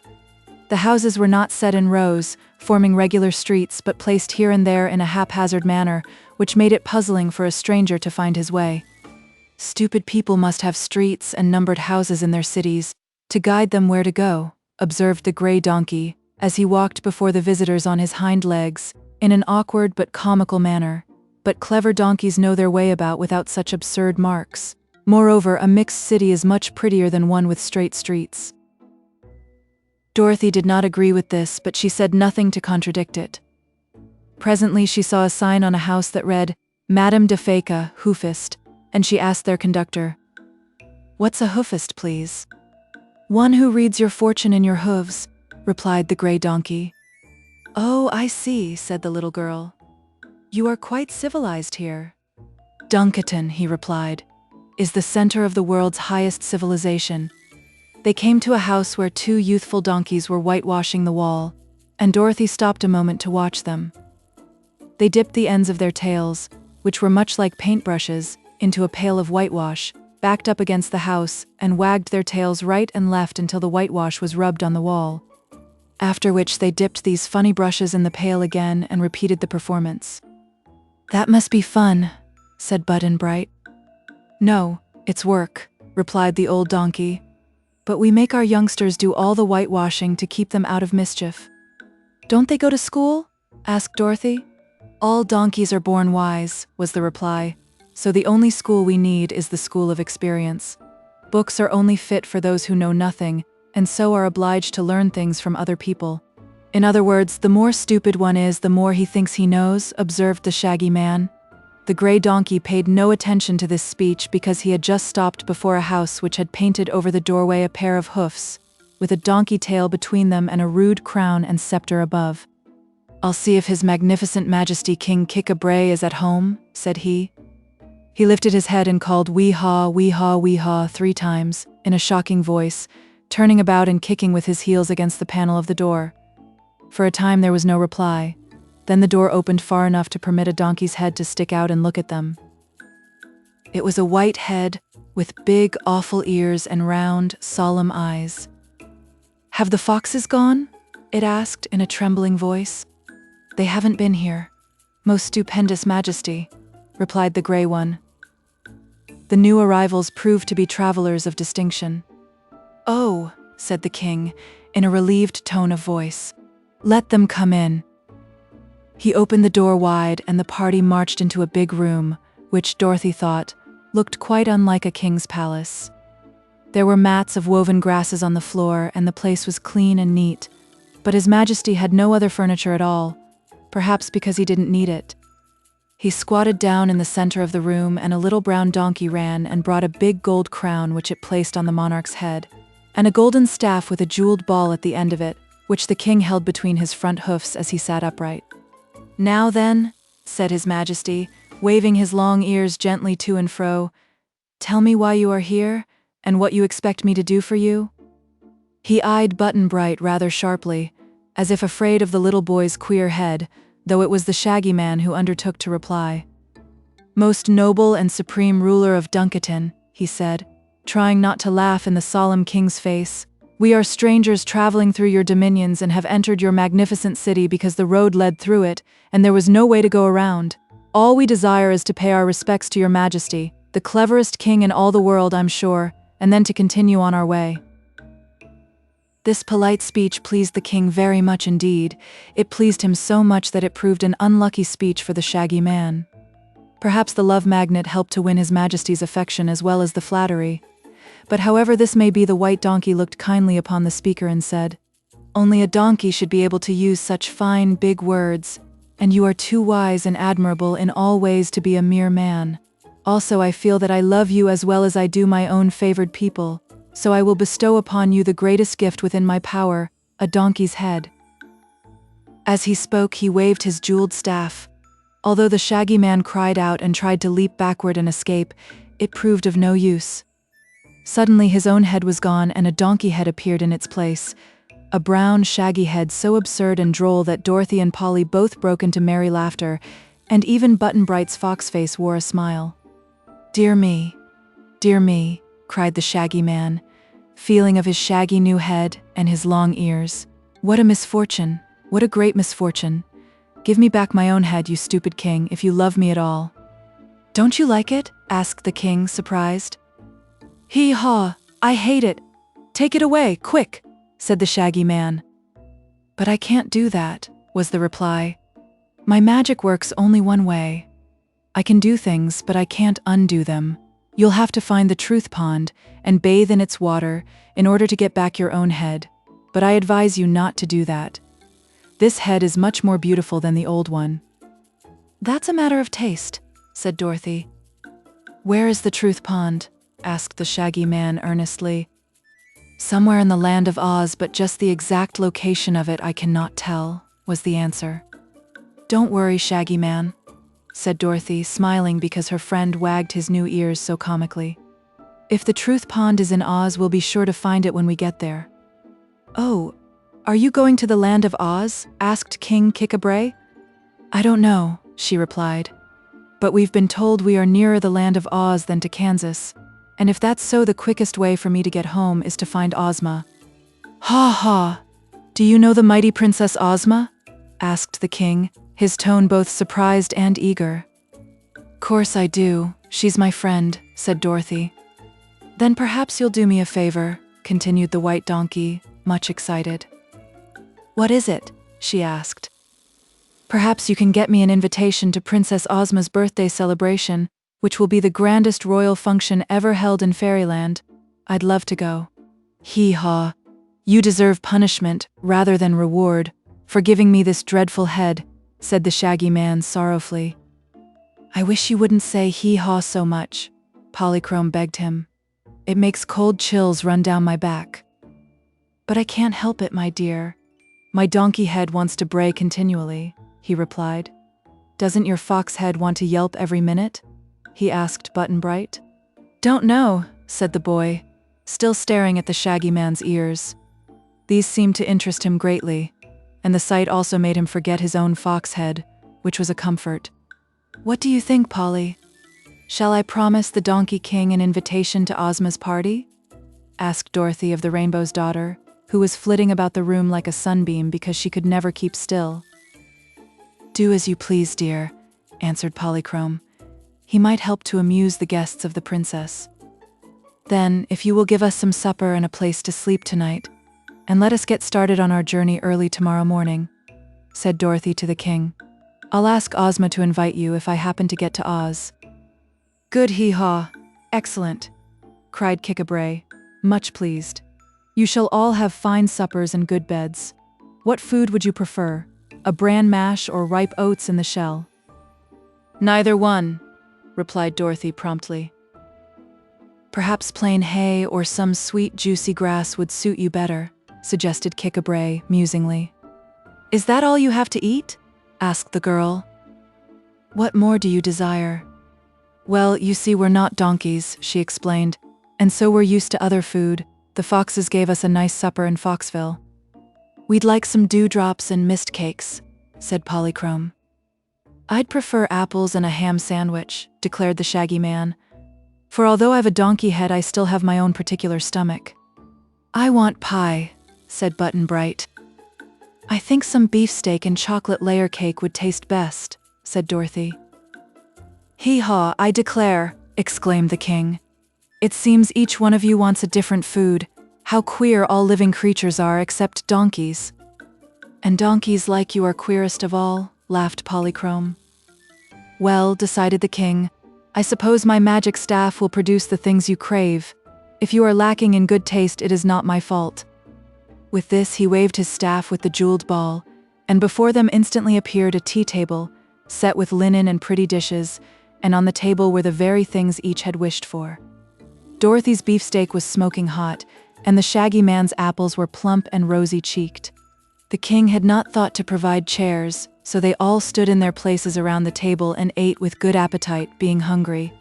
The Rainbow's daughter found 3 tiny dewdrops on a crystal plate, and Button Bright had a big slice of apple pie, which he devoured eagerly. Afterward, the king called the brown donkey, which was his favorite servant, and bade it lead his guests to the vacant house where they were to pass the night. It had only one room and no furniture except beds of clean straw and a few mats of woven grasses. But our travelers were contented with these simple things because they realized it was the best the Donkey King had to offer them. As soon as it was dark, they lay down on the mats and slept comfortably until morning. At daybreak, there was a dreadful noise throughout the city. Every donkey in the place brayed. When he heard this, the Shaggy Man woke up and called out hee-haw as loud as he could. "Stop that," said Button Bright in a cross voice. Both Dorothy and Polly looked at the Shaggy Man reproachfully. "I couldn't help it, my dears," he said, as if ashamed of his bray, "but I'll try not to do it again." Of course they forgave him, for as he still had the love magnet in his pocket, they were all obliged to love him as much as ever.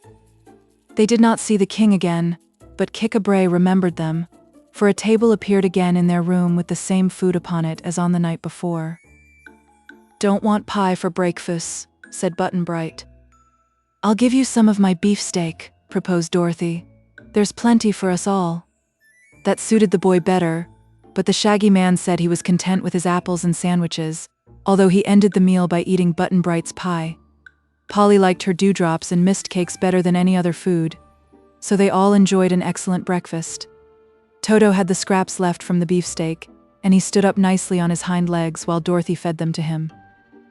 Breakfast ended, they passed through the village to the side opposite that by which they had entered, the brown servant donkey guiding them through the maze of scattered houses. There was the road again, leading far away into the unknown country beyond. "King Kick-a-Bray says you must not forget his invitation," said the brown donkey, as they passed through the opening in the wall. "I shan't," promised Dorothy. Perhaps no one ever beheld a more strangely assorted group than the one which now walked along the road, through pretty green fields and past groves of feathery pepper trees and fragrant mimosa. Polychrome, her beautiful gauzy robes floating around her like a rainbow cloud, went first, dancing back and forth and darting now here to pluck a wildflower, or there to watch a beetle crawl across the path. Toto ran after her at times, barking joyously the while, only to become sober again and trot along at Dorothy's heels. The little Kansas girl walked holding Button Bright's hand clasped in her own, and the wee boy with his fox head covered by the sailor hat presented an odd appearance. Strangest of all, perhaps, was the Shaggy Man, with his shaggy donkey head, who shuffled along in the rear with his hands thrust deep in his big pockets. None of the party was really unhappy. All were straying in an unknown land and had suffered more or less annoyance and discomfort, but they realized they were having a fairy adventure in a fairy country, and were much interested in finding out what would happen next. The MUSICKER. About the middle of the forenoon, they began to go up a long hill. By and by, this hill suddenly dropped down into a pretty valley, where the travelers saw to their surprise a small house standing by the roadside. It was the first house they had seen, and they hastened into the valley to discover who lived there. No one was in sight as they approached, but when they began to get nearer the house, they heard queer sounds coming from it. They could not make these out at first, but as they became louder, our friends thought they heard a sort of music like that made by a wheezy hand organ. The music fell upon their ears in this way. Tiddle whittle iddle, pom pom, pom pom, pom pom, tiddle tiddle tiddle, pom pom, pom pom, pa. "What is it? A band or a mouth organ?" asked Dorothy. Don't know, said Button-Bright. Sounds to me like a played-out phonograph, said the Shaggy Man, lifting his enormous ears to listen. Oh, there just couldn't be a funnygraph in Fairyland, cried Dorothy. It's rather pretty, isn't it? Asked Polychrome, trying to dance to the strains.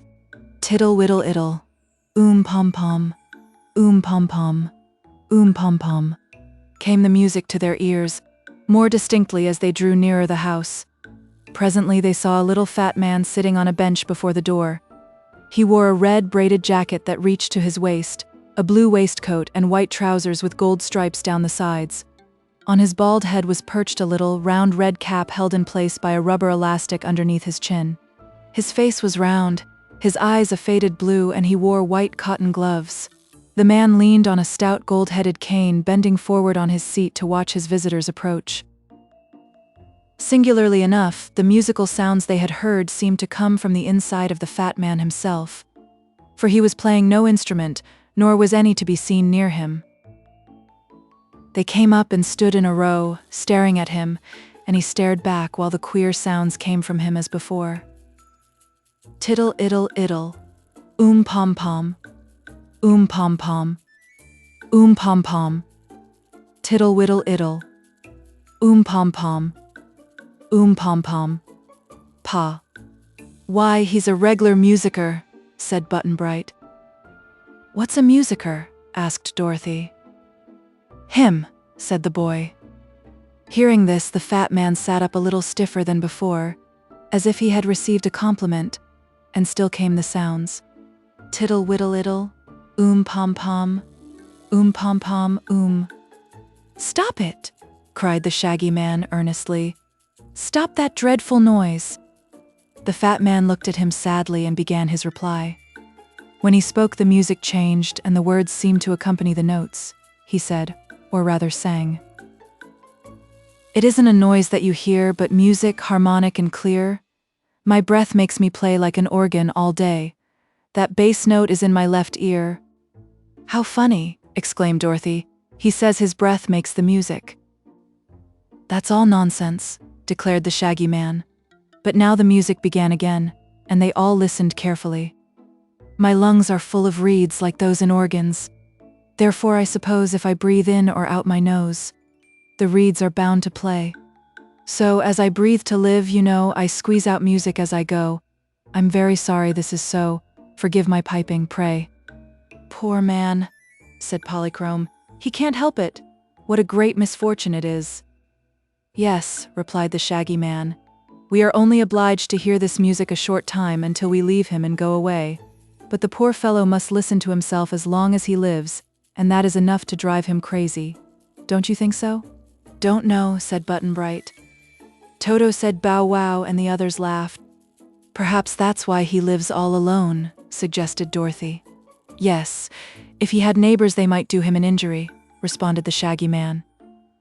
All this while the little fat musicker was breathing the notes. Tiddle-tiddle-iddle, pom-pom, and they had to speak loud in order to hear themselves. The Shaggy Man said, Who are you, sir? The reply came in the shape of this sing-song. I'm Allegro da Capo, a very famous man. Just find another, high or low, to match me if you can. Some people try but can't to play, and have to practice every day. But I've been musical always since first my life began. Why, I believe he's proud of it, exclaimed Dorothy, and seems to me I've heard worse music than he makes. Where? Asked Button-Bright. I've forgotten, just now. But Mr. Da Capo is certainly a strange person, isn't he? And perhaps he's the only one of his kind in all the world. This praise seemed to please the little fat musicker, for he swelled out his chest, looked important, and sang as follows. I wear no band around me, and yet I am a band. I do not strain to make my strains. But on the other hand, my toot is always destitute of flats or other errors. To see sharp and be natural are for me but minor terrors. I don't quite understand that, said Polychrome, with a puzzled look. But perhaps it's because I'm accustomed only to the music of the spheres. What's that? Asked Button-Bright. Oh, Polly means the atmosphere and hemisphere, I suppose, explained Dorothy. Oh, said Button-Bright. Bow wow, said Toto. But the musicker was still breathing his constant pom-pom, pom-pom, and it seemed to jar on the Shaggy man's nerves. "Stop it, can't you?" he cried angrily. "Or breathe in a whisper, or put a clothespin on your nose. Do something, anyhow." But the fat one, with a sad look, sang this answer: "Music hath charms, and it may soothe even the savage, they say. So if savage you feel, just list to my reel, for sooth to say that's the real way." The Shaggy man had to laugh at this, and when he laughed he stretched his donkey mouth wide open, said Dorothy. "I don't know how good his poetry is, but it seems to fit the notes, so that's all that can be skected." "I like it," said Button Bright, who was staring hard at the musicker, his little legs spread wide apart. To the surprise of his companions, the boy asked this long question: "If I swallowed a mouth organ, what would I be?" "An organette," said the Shaggy man. "But come, my dears, I think the best thing we can do is to continue on our journey before Button Bright swallows anything. We must try to find that land of Oz, you know." Hearing this speech, the musicker sang quickly: "If you go to the Hand of Oz, please take me along, because on Ozma's birthday I'm anxious to play the loveliest song ever was." "No thank you," said Dorothy. "We prefer to travel alone. But if I see Ozma, I'll tell her you want to come to her birthday party." "Let's be going," urged the Shaggy man, anxiously. Polly was already dancing along the road, far in advance, and the others turned to follow her. Toto did not like the fat musicker and made a grab for his chubby leg. Dorothy quickly caught up the growling little dog and hurried after her companions, who were walking faster than usual in order to get out of hearing. They had to climb a hill, and until they got to the top they could not escape the musicker's monotonous piping. Pom-pom, pom-pom, tiddle-iddle-whittle. Pom-pom, pom-pom, p. As they passed the brow of the hill, however, and descended on the other side, the sounds gradually died away, whereat they all felt much relieved. "I'm glad I don't have to live with the organ man. Aren't you, Polly?" said Dorothy. "Yes, indeed," answered the Rainbow's Daughter. "He's nice," declared Button Bright, soberly. "I hope your Princess Ozma won't invite him to her birthday celebration," remarked the Shaggy man, "for the fellow's music would drive her guests all crazy. You've given me an idea, Button Bright. I believe the musicker must have swallowed an accordion in his youth." "What's cordion?" asked the boy. "It's a kind of pleating," explained Dorothy, putting down the dog. "Bow wow," said Toto, and ran away at a mad gallop to chase a bumblebee. Facing the Scoodlers. The country wasn't so pretty now. Before the travelers appeared a rocky plain, covered with hills on which grew nothing green. They were nearing some low mountains too, and the road, which before had been smooth and pleasant to walk upon, grew rough and uneven. Button Bright's little feet stumbled more than once, and Polychrome ceased her dancing because the walking was now so difficult that she had no trouble to keep warm. It had become afternoon, yet there wasn't a thing for their luncheon except 2 apples which the Shaggy man had taken from the breakfast table. He divided these into 4 pieces and gave a portion to each of his companions. Dorothy and Button Bright were glad to get theirs, but Polly was satisfied with a small bite, and Toto did not like apples. "Do you know," asked the Rainbow's Daughter, "if this is the right road to the Emerald City?" "No, I don't," replied Dorothy, "but it's the only road in this part of the country, so we may as well go to the end of it." "It looks now as if it might end pretty soon," remarked the Shaggy man. "And what shall we do if it does?" "Don't know," said Button Bright. "If I had my magic belt," replied Dorothy thoughtfully, "it could do us a lot of good just now." "What is your magic belt?" asked Polychrome. "It's a thing I captured from the Gnome King one day, and it can do most any wonderful thing. But I left it with Ozma, you know, 'cause magic won't work in Kansas, but only in fairy countries." "Is this a fairy country?" asked Button Bright. "I should think you'd know," said the little girl, gravely. "If it wasn't a fairy country, you couldn't have a fox head, and the Shaggy man couldn't have a donkey head, and the Rainbow's Daughter would be invisible." "What's that?" asked the boy. "You don't seem to know anything, Button Bright. Invisible is a thing you can't see. Then Toto's invisible, declared the boy, and Dorothy found he was right. Toto had disappeared from view, but they could hear him barking furiously among the heaps of gray rock ahead of them. They moved forward a little faster to see what the dog was barking at, and found perched upon a point of rock by the roadside a curious creature. It had the form of a man, middle-sized and rather slender and graceful. But as it sat silent and motionless upon the peak, they could see that its face was black as ink, and it wore a black cloth costume made like a union suit and fitting tight to its skin. Its hands were black too, and its toes curled down, like a bird's. The creature was black all over except its hair, which was fine, and yellow, banged in front across the black forehead and cut close at the sides. The eyes, which were fixed steadily upon the barking dog, were small and sparkling and looked like the eyes of a weasel. "What in the world do you suppose that is?" asked Dorothy in a hushed voice as the little group of travelers stood watching the strange creature. "Don't know," said Button-Bright. The thing gave a jump and turned half around, sitting in the same place but with the other side of its body facing them. Instead of being black, it was now pure white, with a face like that of a clown in a circus and hair of a brilliant purple.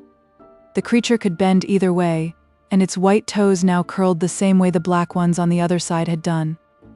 "It has a face both front and back," whispered Dorothy wonderingly. "Only there's no back at all, but two fronts."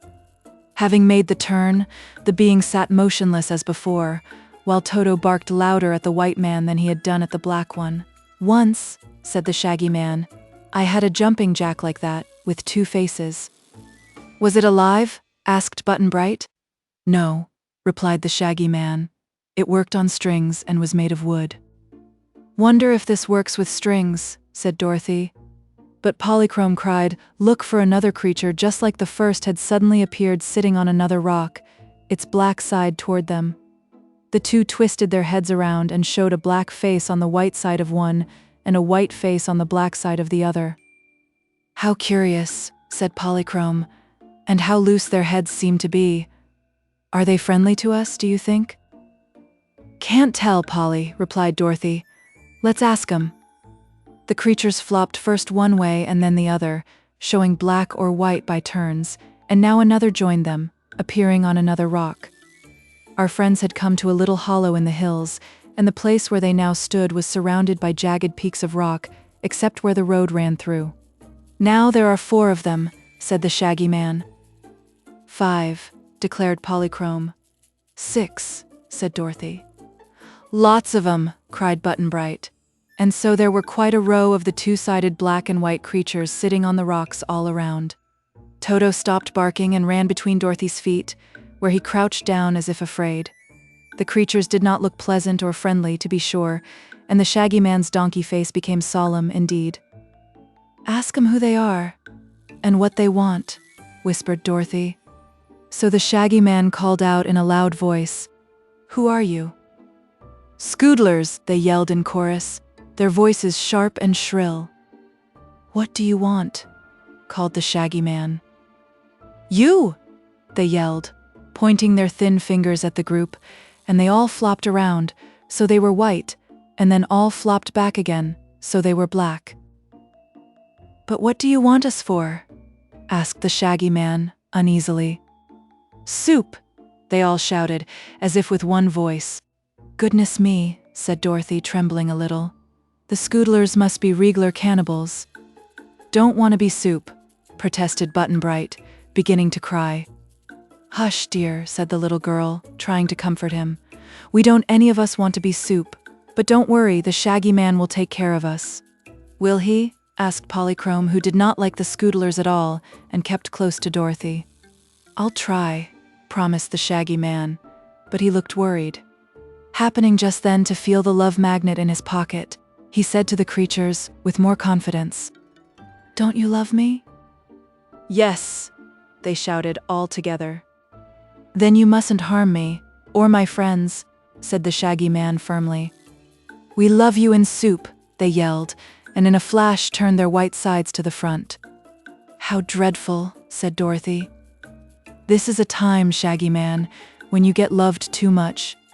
Don't want to be soup," wailed Button-Bright again, and Toto began to whine dismally, as if he didn't want to be soup either. "The only thing to do," said the Shaggy Man to his friends in a low tone, "is to get out of this pocket in the rocks as soon as we can, and leave the Scoodlers behind us. Follow me, my dears, and don't pay any attention to what they do or say." With this, he began to march along the road to the opening in the rocks ahead, and the others kept close behind him. But the Scoodlers closed up in front, as if to bar their way, and so the Shaggy Man stooped down and picked up a loose stone, which he threw at the creatures to scare them from the path. At this, the Scoodlers raised a howl. 2 of them picked their heads from their shoulders and hurled them at the Shaggy Man with such force that he fell over in a heap, greatly astonished. The 2 now ran forward with swift leaps, caught up their heads, and put them on again, after which they sprang back to their positions on the rocks. Escaping the soup kettle. The Shaggy Man got up and felt of himself to see if he was hurt, but he was not. One of the heads had struck his breast and the other his left shoulder. Yet, though they had knocked him down, the heads were not hard enough to bruise him. "Come on," he said firmly. "We've got to get out of here some way." And forward he started again. The Scoodlers began yelling and throwing their heads in great numbers at our frightened friends. The Shaggy Man was knocked over again, and so was Button-Bright, who kicked his heels against the ground and howled as loud as he could, although he was not hurt a bit. One head struck Toto, who first yelped and then grabbed the head by an ear and started running away with it. The Scoodlers who had thrown their heads began to scramble down and run to pick them up, with wonderful quickness. But the one whose head Toto had stolen found it hard to get it back again. The head couldn't see the body with either pair of its eyes, because the dog was in the way. So the headless Scoodler stumbled around over the rocks and tripped on them more than once in its effort to regain its top. Toto was trying to get outside the rocks and roll the head down the hill. But some of the other Scoodlers came to the rescue of their unfortunate comrade and pelted the dog with their own heads until he was obliged to drop his burden and hurry back to Dorothy. The little girl and the Rainbow's daughter had both escaped the shower of heads, but they saw now that it would be useless to try to run away from the dreadful Scoodlers. "We may as well submit," declared the Shaggy Man, in a rueful voice, as he got upon his feet again. He turned toward their foes and asked, "What do you want us to do?" "Come!" they cried, in a triumphant chorus, and at once sprang from the rocks and surrounded their captives on all sides. One funny thing about the Scoodlers was they could walk in either direction, coming or going without turning around, because they had 2 faces and, as Dorothy said, 2 front sides, and their feet were shaped like the letter T upside down. They moved with great rapidity, and there was something about their glittering eyes and contrasting colors and removable heads that inspired the poor prisoners with horror and made them long to escape. But the creatures led their captives away from the rocks and the road, down the hill by a side path until they came before a low mountain of rock that looked like a huge bowl turned upside down. At the edge of this mountain was a deep gulf, so deep that when you looked into it there was nothing but blackness below. Across the gulf was a narrow bridge of rock, and at the other end of the bridge was an arched opening that led into the mountain. Over this bridge the Scoodlers led their prisoners through the opening into the mountain, which they found to be an immense hollow dome lighted by several holes in the roof. All around the circular space were built rock houses, set close together, each with a door in the front wall. None of these houses was more than 6 feet wide, but the Scoodlers were thin people sideways and did not need much room. So vast was the dome that there was a large space in the middle of the cave, in front of all these houses, where the creatures might congregate as in a great hall. It made Dorothy shudder to see a huge iron kettle suspended by a stout chain in the middle of the place, and underneath the kettle a great heap of kindling wood and shavings ready to light. "What's that?" asked the Shaggy Man, drawing back as they approached this place so that they were forced to push him forward. "The soup-kettle," yelled the Scoodlers, and then they shouted in the next breath, "We're hungry." Button-Bright, holding Dorothy's hand in one chubby fist and Polly's hand in the other, was so affected by this shout that he began to cry again, repeating the protest. "Don't want to be soup, I don't." "Never mind," said the Shaggy Man consolingly. "I ought to make enough soup to feed them all. I'm so big, so I'll ask them to put me in the kettle first." "All right," said Button-Bright, more cheerfully. But the Scoodlers were not ready to make soup yet. They led the captives into a house at the farthest side of the cave, a house somewhat wider than the others. "Who lives here?" asked the Rainbow's daughter. The Scoodlers nearest her replied, "The Queen." It made Dorothy hopeful to learn that a woman ruled over these fierce creatures, but a moment later they were ushered by 2 or 3 of the escort into a gloomy, bare room, and her hope died away. For the Queen of the Scoodlers proved to be much more dreadful in appearance than any of her people. One side of her was fiery red, with jet black hair and green eyes, and the other side of her was bright yellow, with crimson hair and black eyes.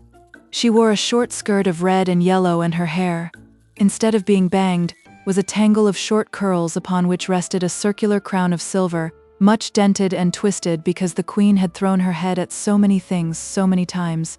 Her form was lean and bony, and both her faces were deeply wrinkled. "What have we here?" asked the Queen sharply, as our friends were made to stand before her. "Soup!" cried the guard of Scoodlers, speaking together. "We're not," said Dorothy indignantly. "We're nothing of the sort." "Ah, but you will be soon," retorted the Queen, a grim smile making her look more dreadful than before. "Pardon me, most beautiful vision," said the Shaggy Man, bowing before the Queen politely. "I must request your Serene Highness to let us go our way without being made into soup, for I own the love magnet, and whoever meets me must love me and all my friends." "True," replied the Queen. "We love you very much, so much that we intend to eat your broth with real pleasure. But tell me, do you think I'm so beautiful?" "You won't be at all beautiful if you eat me," he said, shaking his head sadly. "Handsome is as handsome does, you know." The Queen turned to Button-Bright. "Do you think I'm beautiful?" she asked. "No," said the boy. "You're ugly." "I think you're a fright," said Dorothy. "If you could see yourself, you'd be terribly scared," added Polly. The Queen scowled at them and flopped from her red side to her yellow side. "Take them away," she commanded the guard, "and at 6 o'clock run them through the meat chopper and start the soup kettle boiling, and put plenty of salt in the broth this time, or I'll punish the cooks severely." "Any onions, Your Majesty?"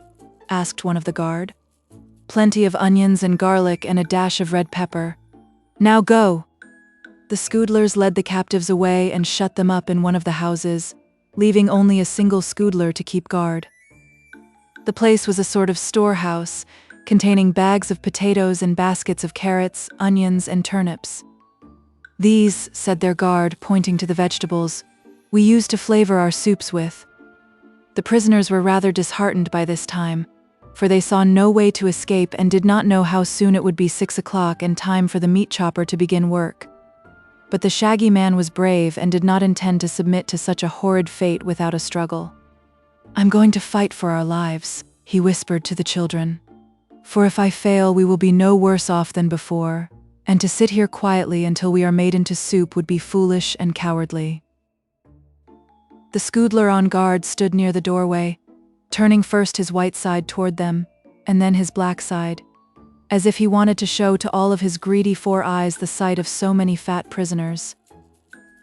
The captives sat in a sorrowful group at the other end of the room, except Polychrome, who danced back and forth in the little place to keep herself warm, for she felt the chill of the cave. Whenever she approached the Shaggy Man, he would whisper something in her ear, and Polly would nod her pretty head as if she understood. The Shaggy Man told Dorothy and Button-Bright to stand before him while he emptied the potatoes out of one of the sacks. When this had been secretly done, little Polychrome, dancing near to the guard, suddenly reached out her hand and slapped his face, the next instant whirling away from him quickly to rejoin her friends.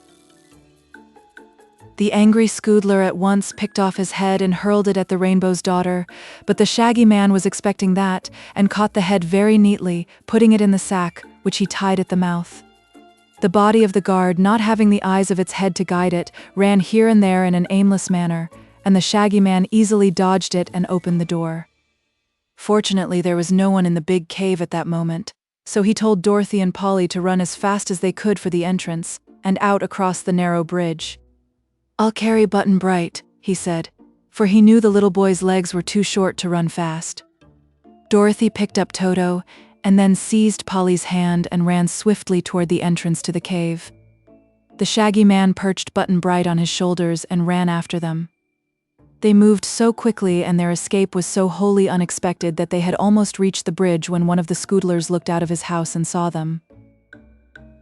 The creature raised a shrill cry that brought all its fellows bounding out of the numerous doors, and at once they started in chase.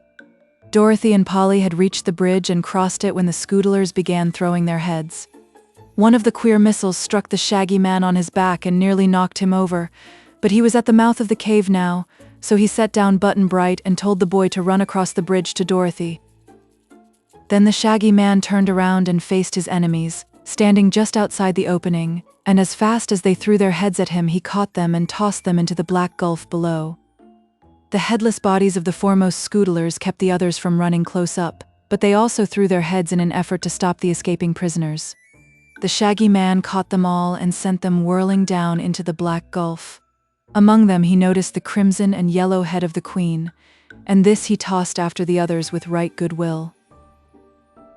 Presently every Scoodler of the lot had thrown its head, and every head was down in the deep gulf, and now the helpless bodies of the creatures were mixed together in the cave and wriggling around in a vain attempt to discover what had become of their heads. The Shaggy Man laughed and walked across the bridge to rejoin his companions. "It's lucky I learned to play baseball when I was young," he remarked, "for I caught all those heads easily and never missed one. But come along, little ones. The Scoodlers will never bother us or anyone else anymore." Button-Bright was still frightened and kept insisting, "I don't want to be soup," for the victory had been gained so suddenly that the boy could not realize they were free and safe. But the Shaggy Man assured him that all danger of their being made into soup was now past, as the Scoodlers would be unable to eat soup for some time to come. So now, anxious to get away from the horrid, gloomy cave as soon as possible, they hastened up the hillside and regained the road just beyond the place where they had first met the Scoodlers, and you may be sure they were glad to find their feet on the old familiar path again. Johnny DOOIT does it. "It's getting awful rough walking," said Dorothy as they trudged along. Button-Bright gave a deep sigh and said he was hungry. Indeed, all were hungry and thirsty too, for they had eaten nothing but the apples since breakfast. So their steps lagged and they grew silent and weary. At last they slowly passed over the crest of a barren hill and saw before them a line of green trees with a strip of grass at their feet.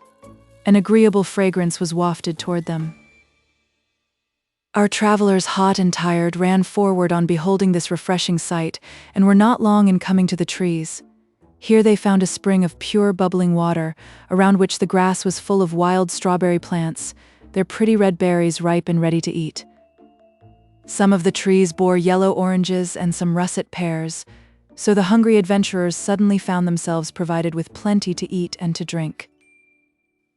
They lost no time in picking the biggest strawberries and ripest oranges, and soon had feasted to their heart's content. Walking beyond the line of trees, they saw before them a fearful, dismal desert, everywhere gray sand. At the edge of this awful waste was a large white sign with black letters neatly painted upon it, and the letters made these words: "All persons are warned not to venture upon this desert, for the deadly sands will turn any living flesh to dust in an instant. Beyond this barrier is the land of Oz, but no one can reach that beautiful country because of these destroying sands." "Oh," said Dorothy, when the Shaggy Man had read this sign aloud, "I've seen this desert before, and it's true no one can live who tries to walk upon the sands." "Then we mustn't try it," answered the Shaggy Man thoughtfully. "But as we can't go ahead and there's no use going back, what shall we do next?" "Don't know," said Button-Bright. "I'm sure I don't know either," added Dorothy despondently. "I wish Father would come for me," sighed the pretty Rainbow's daughter. "I would take you all to live upon the rainbow, where you could dance along its rays from morning till night, without a care or worry of any sort. But I suppose Father's too busy just now to search the world for me." "Don't want to dance," said Button-Bright, sitting down wearily upon the soft grass. "It's very good of you, Polly," said Dorothy, "but there are other things that would suit me better than dancing on rainbows. I'm afraid they'd be kind of soft and squishy underfoot. Anyhow, although they're so pretty to look at. This didn't help to solve the problem, and they all fell silent and looked at one another questioningly. Really? I don't know what to do, muttered the Shaggy Man, gazing hard at Toto, and the little dog wagged his tail and said, "Bow wow," just as if he could not tell, either, what to do. Button-Bright got a stick and began to dig in the earth, and the others watched him for a while in deep thought. Finally, the Shaggy Man said, "It's nearly evening now, so we may well sleep in this pretty place and get rested.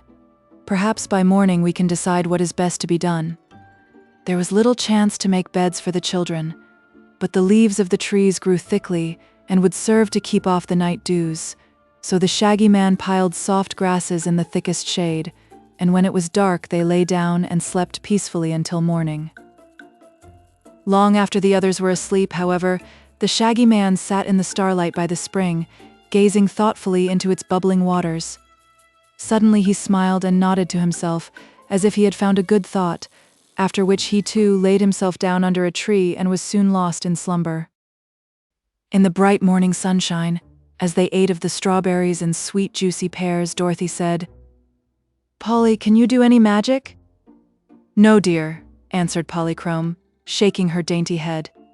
"You ought to know some magic, being the rainbow's daughter," continued Dorothy earnestly. "But we who live on the rainbow among the fleecy clouds have no use for magic," replied Polychrome. "What I'd like," said Dorothy, "is to find some way to cross the desert to the land of Oz and its Emerald City. I've crossed it already, you know, more than once. First a cyclone carried my house over, and some silver shoes brought me back again in half a second. Then Ozma took me over on her magic carpet, and the Gnome King's magic belt took me home that time. You see, it was magic that did it every time except the first, and we can't expect a cyclone to happen along and take us to the Emerald City now." "No, indeed," returned Polly with a shudder. "I hate cyclones anyway. That's why I wanted to find out if you could do any magic," said the little Kansas girl. "I'm sure I can't, and I'm sure Button-Bright can't, and the only magic the Shaggy Man has is the love magnet, which won't help us much." "Don't be too sure of that, my dear," spoke the Shaggy Man, a smile on his donkey face.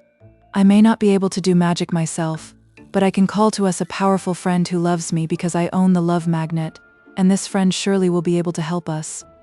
"Who is your friend?" asked Dorothy. "Johnny DOOIT." "What can Johnny do?" "Anything," answered the Shaggy Man with confidence. "Ask him to come," she exclaimed eagerly.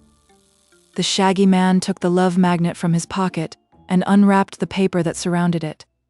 Holding the charm in the palm of his hand, he looked at it steadily and said these words: "Dear Johnny DOOIT, come to me. I need you bad as bad can be." "Well, here I am," said a cheery little voice, "but you shouldn't say you need me bad, 'cause I'm always, always good." At this, they quickly whirled around to find a funny little man sitting on a big copper chest, puffing smoke from a long pipe. His hair was gray, his whiskers were gray, and these whiskers were so long that he had wound the ends of them around his waist and tied them in a hard knot underneath the leather apron that reached from his chin nearly to his feet, and which was soiled and scratched as if it had been used a long time. His nose was broad and stuck up a little, but his eyes were twinkling and merry. The little man's hands and arms were as hard and tough as the leather in his apron, and Dorothy thought Johnny DOOIT looked as if he had done a lot of hard work in his lifetime. "Good morning, Johnny," said the Shaggy Man. "Thank you for coming to me so quickly." "I never waste time," said the newcomer promptly. "But what's happened to you? Where did you get that donkey head? Really, I wouldn't have known you at all, Shaggy Man, if I hadn't looked at your feet." The Shaggy Man introduced Johnny DOOIT to Dorothy and Toto and Button-Bright and the Rainbow's Daughter, and told him the story of their adventures, adding that they were anxious now to reach the Emerald City in the land of Oz, where Dorothy had friends who would take care of them and send them safe home again. "But," said he, "we find that we can't cross this desert, which turns all living flesh that touches it into dust, so I have asked you to come and help us." Johnny DOOIT puffed his pipe and looked carefully at the dreadful desert in front of them, stretching so far away they could not see its end. "You must ride," he said briskly. "What in?" asked the Shaggy Man. "In a sand boat, which has runners like a sled and sails like a ship. The wind will blow you swiftly across the desert, and the sand cannot touch your flesh to turn it into dust." "Good!" cried Dorothy, clapping her hands delightedly. "That was the way the magic carpet took us across. We didn't have to touch the horrid sand at all." "But where is the sand boat?" asked the Shaggy Man, looking all around him. "I'll make you one," said Johnny DOOIT. As he spoke, he knocked the ashes from his pipe and put it in his pocket. Then he unlocked the copper chest and lifted the lid, and Dorothy saw it was full of shining tools of all sorts and shapes. Johnny DOOIT moved quickly now, so quickly that they were astonished at the work he was able to accomplish. He had in his chest a tool for everything he wanted to do, and these must have been magic tools because they did their work so fast and so well. The man hummed a little song as he worked, and Dorothy tried to listen to it. She thought the words were something like these: "The only way to do a thing is do it when you can, and do it cheerfully, and sing and work and think and plan. The only real unhappy one is he who dares to shirk. The only really happy one is he who cares to work." Whatever Johnny DOOIT was singing, he was certainly doing things, and they all stood by and watched him in amazement. He seized an axe and in a couple of chops felled a tree. Next he took a saw and in a few minutes sawed the tree trunk into broad, long boards. He then nailed the boards together into the shape of a boat, about 12 feet long and 4 feet wide. He cut from another tree a long, slender pole which, when trimmed of its branches and fastened upright in the center of the boat, served as a mast. From the chest he drew a coil of rope and a big bundle of canvas, and with these, still humming his song, he rigged up a sail, arranging it so it could be raised or lowered upon the mast. Dorothy fairly gasped with wonder to see the thing grow so speedily before her eyes, and both Button-Bright and Polly looked on with the same absorbed interest. "It ought to be painted," said Johnny DOOIT, tossing his tools back into the chest, "for that would make it look prettier. But though I can paint it for you in 3 seconds, it would take an hour to dry, and that's a waste of time." "We don't care how it looks," said the Shaggy Man, "if only it will take us across the desert." "It will do that," declared Johnny DOOIT. "All you need worry about is tipping over. Did you ever sail a ship?" "I've seen one sailed," said the Shaggy Man. "Good. Sail this boat the way you've seen a ship sailed, and you'll be across the sands before you know it." With this he slammed down the lid of the chest, and the noise made them all wink. While they were winking, the workmen disappeared, tools and all. The deadly desert crossed. "Oh, that's too bad," cried Dorothy. "I wanted to thank Johnny DOOIT for all his kindness to us." "He hasn't time to listen to thanks," replied the Shaggy Man. "But I'm sure he knows we are grateful. I suppose he is already at work in some other part of the world." They now looked more carefully at the sandboat and saw that the bottom was mottled with 2 sharp runners which would glide through the sand. The front of the sandboat was pointed like the bow of a ship, and there was a rudder at the stern to steer by. It had been built just at the edge of the desert, so that all its length lay upon the gray sand except the after part, which still rested on the strip of grass. "Get in, my dears," said the Shaggy Man. "I'm sure I can manage this boat as well as any sailor. All you need do is sit still in your places." Dorothy got in, Toto in her arms, and sat on the bottom of the boat just in front of the mast. Button-Bright sat in front of Dorothy, while Polly leaned over the bow. The Shaggy Man knelt behind the mast. When all were ready, he raised the sail halfway. The wind caught it. At once the sandboat started forward, slowly at first, then with added speed. The Shaggy Man pulled the sail way up, and they flew so fast over the deadly desert that everyone held fast to the sides of the boat and scarcely dared to breathe. The sand lay in billows and was in places very uneven, so that the boat rocked dangerously from side to side, but it never quite tipped over, and the speed was so great that the Shaggy Man himself became frightened and began to wonder how he could make the ship go slower.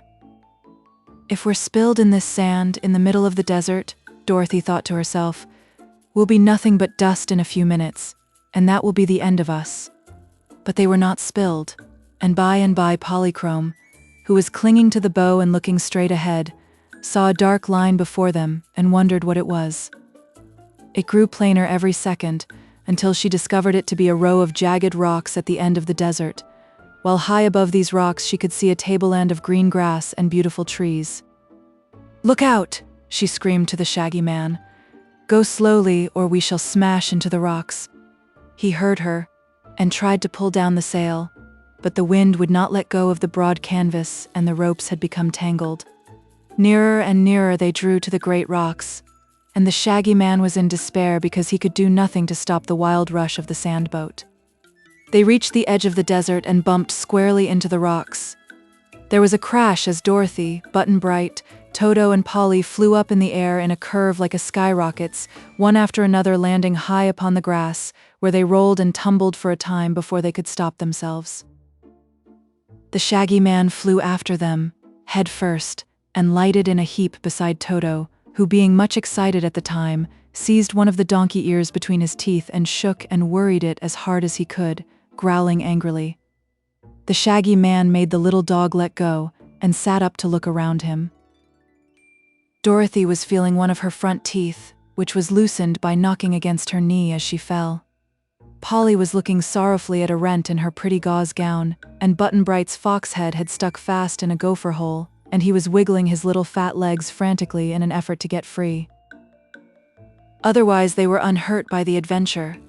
So the Shaggy Man stood up and pulled Button-Bright out of the hole and went to the edge of the desert to look at the sandboat. It was a mere mass of splinters now, crushed out of shape against the rocks. The wind had torn away the sail and carried it to the top of a tall tree, where the fragments of it fluttered like a white flag. "Well," he said cheerfully, "we're here, but where the here is I don't know." "It must be some part of the Land of Oz," observed Dorothy, coming to his side. "Must it?" "Course it must. We're across the desert, aren't we? And somewhere in the middle of Oz is the Emerald City." "To be sure," said the Shaggy Man, nodding. "Let's go there." "But I don't see any people about to show us the way," she continued. "Let's hunt for them," he suggested. "There must be people somewhere, but perhaps they did not expect us, and so are not at hand to give us a welcome." The Truth Pond. They now made a more careful examination of the country around them. All was fresh and beautiful after the sultriness of the desert, and the sunshine and sweet, crisp air were delightful to the wanderers. Little mounds of yellowish green were away at the right, while on the left waved a group of tall leafy trees bearing yellow blossoms that looked like tassels and pompons. Among the grasses carpeting the ground were pretty buttercups and cowslips and marigolds. After looking at these a moment, Dorothy said reflectively, "We must be in the country of the Winkies, for the color of that country is yellow, and you will notice that most everything here is yellow that has any color at all." "But I thought this was the Land of Oz," replied the Shaggy Man, as if greatly disappointed. "So it is," she declared, "but there are 4 parts to the Land of Oz. The North Country is purple, and it's the country of the Gillikins. The East Country is blue, and that's the country of the Munchkins. Down at the south is the Red Country of the Quadlings, and here in the west, the Yellow Country of the Winkies. This is the part that is ruled by the Tin Woodman, you know." "Who's he?" asked Button-Bright. "Why, he's the Tin Man I told you about. His name is Nick Chopper, and he has a lovely heart given him by the wonderful wizard." "Where does he live?" asked the boy. "The wizard? Oh, he lives in the Emerald City, which is just in the middle of Oz, where the corners of the 4 countries meet." "Oh," said Button-Bright, puzzled by this explanation. "We must be some distance from the Emerald City," remarked the Shaggy Man. "That's true," she replied.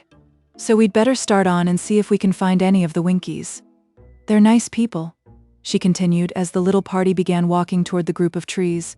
"And I came here once with my friends the Scarecrow, and the Tin Woodman, and the Cowardly Lion, to fight a wicked witch who had made all the Winkies her slaves." "Did you conquer her?" asked Polly. "Why, I melted her with a bucket of water, and that was the end of her," replied Dorothy. "After that, the people were free, you know, and they made Nick Chopper, that's the Tin Woodman, their emperor." "What's that?" asked Button-Bright. "Emperor? Oh, it's something like an alderman, I guess." "Oh," said the boy. But I thought Princess Ozma ruled Oz, said the Shaggy Man. So she does. She rules the Emerald City and all the 4 countries of Oz. But each country has another little ruler, not so big as Ozma. It's like the officers of an army, you see. The little rulers are all captains, and Ozma's the general. By this time they had reached the trees, which stood in a perfect circle and just far enough apart so that their thick branches touched, or shook hands, as Button-Bright remarked. Under the shade of the trees they found, in the center of the circle, a crystal pool, its water as still as glass. It must have been deep, too, for when Polychrome bent over it, she gave a little sigh of pleasure. "Why, it's a mirror," she cried, for she could see all her pretty face and fluffy, rainbow-tinted gown reflected in the pool, as natural as life. Dorothy bent over, too, and began to arrange her hair, blown by the desert wind into straggling tangles. Button-Bright leaned over the edge next and then began to cry, for the sight of his fox head frightened the poor little fellow. "I guess I won't look," remarked the Shaggy Man sadly, for he didn't like his donkey head either. While Polly and Dorothy tried to comfort Button-Bright, the Shaggy Man sat down near the edge of the pool, where his image could not be reflected, and stared at the water thoughtfully. As he did this, he noticed a silver plate fastened to a rock just under the surface of the water, and on the silver plate was engraved these words. "Ah!" cried the Shaggy Man, springing to his feet with eager joy. "We've found it at last." "Found what?" asked Dorothy, running to him. "The Truth Pond. Now, at last, I may get rid of this frightful head, for we were told, you remember, that only the Truth Pond could restore to me my proper face." "Me too," shouted Button-Bright, trotting up to them. "Of course," said Dorothy. "It will cure you both of your bad heads, I guess. Isn't it lucky we found it?" "It is indeed," replied the Shaggy Man. "I hated dreadfully to go to Princess Ozma looking like this, and she's to have a birthday celebration, too." Just then a splash startled them, for Button-Bright, in his anxiety to see the pool that would cure him, had stepped too near the edge and tumbled heels over head into the water. Down he went, out of sight entirely, so that only his sailor hat floated on the top of the Truth Pond. He soon bobbed up, and the Shaggy Man seized him by his sailor collar and dragged him to the shore, dripping and gasping for breath. They all looked upon the boy wonderingly, for the fox head with its sharp nose and pointed ears was gone, and in its place appeared the chubby round face and blue eyes and pretty curls that had belonged to Button-Bright before King Dox of Foxville transformed him. "Oh, what a darling," cried Polly, and would have hugged the little one had he not been so wet. Their joyful exclamations made the child rub the water out of his eyes and look at his friends questioningly. "You're all right now, dear," said Dorothy. "Come and look at yourself." She led him to the pool, and although there were still a few ripples on the surface of the water, he could see his reflection plainly. "It's me," he said, in a pleased yet awed whisper. "Course it is," replied the girl, "and we're all as glad as you are, Button-Bright." "Well," announced the Shaggy Man, "it's my turn next." He took off his shaggy coat and laid it on the grass and dived headfirst into the Truth Pond. When he came up, the donkey head had disappeared, and the Shaggy Man's own shaggy head was in its place, with the water dripping in little streams from his shaggy whiskers. He scrambled ashore and shook himself to get off some of the wet, and then leaned over the pool to look admiringly at his reflected face. "I may not be strictly beautiful even now," he said to his companions, who watched him with smiling faces, "but I'm so much handsomer than any donkey that I feel as proud as I can be." "You're all right, Shaggy Man," declared Dorothy. "And Button-Bright is all right too, so let's thank the Truth Pond for being so nice, and start on our journey to the Emerald City." "I hate to leave it," murmured the Shaggy Man with a sigh. "A Truth Pond wouldn't be a bad thing to carry around with us." But he put on his coat and started with the others in search of someone to direct them on their way. TIK-TOK and BILLINA. They had not walked far across the flower-strewn meadows when they came upon a fine road leading toward the northwest, and winding gracefully among the pretty yellow hills. "That way," said Dorothy, "must be the direction of the Emerald City. We'd better follow the road until we meet someone or come to a house." The sun soon dried Button-Bright's sailor suit and the Shaggy Man's shaggy clothes, and so pleased were they at regaining their own heads that they did not mind at all the brief discomfort of getting wet. "It's good to be able to whistle again," remarked the Shaggy Man. "For those donkey lips were so thick I could not whistle a note with them." He warbled a tune as merrily as any bird. "You'll look more natural at the birthday celebration too," said Dorothy, happy in seeing her friends so happy. Polychrome was dancing ahead in her usual sprightly manner, whirling gaily along the smooth, level road until she passed from sight around the curve of one of the mounds. Suddenly they heard her exclaim, "Oh," and she appeared again, running toward them at full speed. "What's the matter, Polly?" asked Dorothy, perplexed. There was no need for the Rainbow's Daughter to answer, for turning the bend in the road there came advancing slowly toward them a funny round man made of burnished copper, gleaming brightly in the sun. Perched on the copper man's shoulder sat a yellow hen, with fluffy feathers and a pearl necklace around her throat. "Oh, TIK-TOK!" cried Dorothy, running forward. When she came to him, the copper man lifted the little girl in his copper arms and kissed her cheek with his copper lips. "Oh, BILLINA!" cried Dorothy in a glad voice, and the yellow hen flew to her arms, to be hugged and petted by turns. The others were curiously crowding around the group, and the girl said to them, "It's TIK-TOK and BILLINA, and oh, I'm so glad to see them again." "Welcome to Oz," said the copper man in a monotonous voice. Dorothy sat right down in the road, the yellow hen in her arms, and began to stroke BILLINA's back. Said the hen, "Dorothy dear, I've some wonderful news to tell you." "Tell it quick, BILLINA," said the girl. Just then Toto, who had been growling to himself in a cross way, gave a sharp bark and flew at the yellow hen, who ruffled her feathers and let out such an angry screech that Dorothy was startled. "Stop, Toto! Stop that this minute!" she commanded. "Can't you see that BILLINA is my friend?" In spite of this warning, had she not grabbed Toto quickly by the neck, the little dog would have done the yellow hen a mischief, and even now he struggled madly to escape Dorothy's grasp. She slapped his cars once or twice and told him to behave, and the yellow hen flew to TIK-TOK's shoulder again where she was safe. "What a brute," croaked BILLINA, glaring down at the little dog.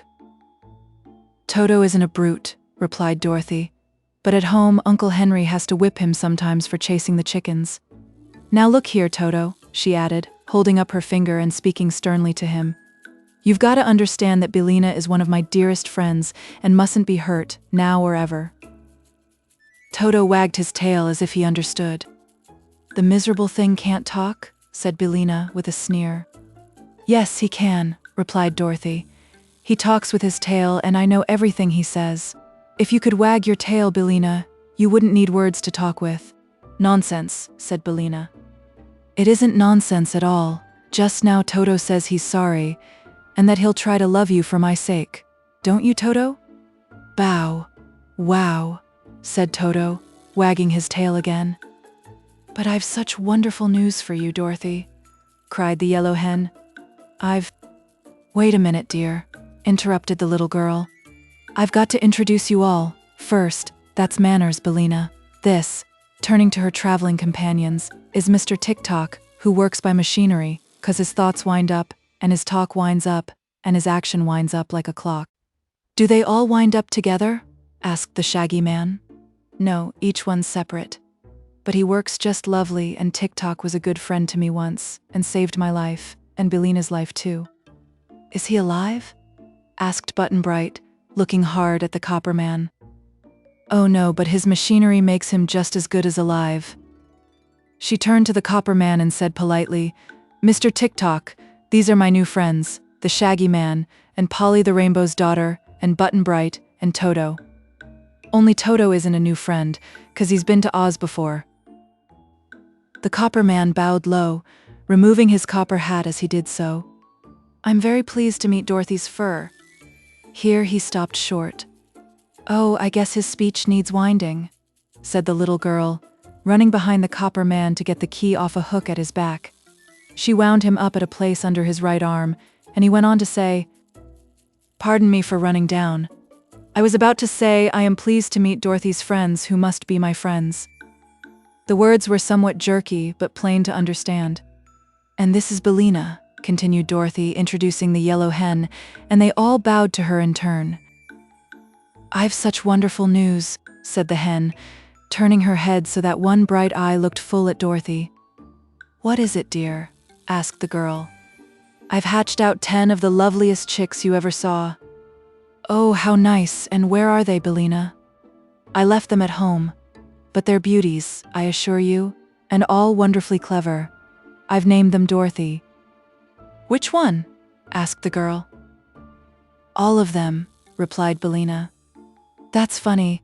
Why did you name them all with the same name?" "It was so hard to tell them apart," explained the hen. "Now, when I call Dorothy, they all come running to me in a bunch. It's much easier, after all, than having a separate name for each." "I'm just dying to see 'em, Billina," said Dorothy eagerly. "But tell me, my friends, how did you happen to be here, in the country of the Winkies, the first of all to meet us?" "I'll tell you," answered TIK-TOK, in his monotonous voice, all the sounds of his words being on one level. "Princess Ozma saw you in her magic picture, and knew you were coming here, so she sent Billina and me to welcome you, as she could not come herself, so that Fizzadeagle come soliding Hybergobble and Tuzabik." "Good gracious, whatever's the matter now?"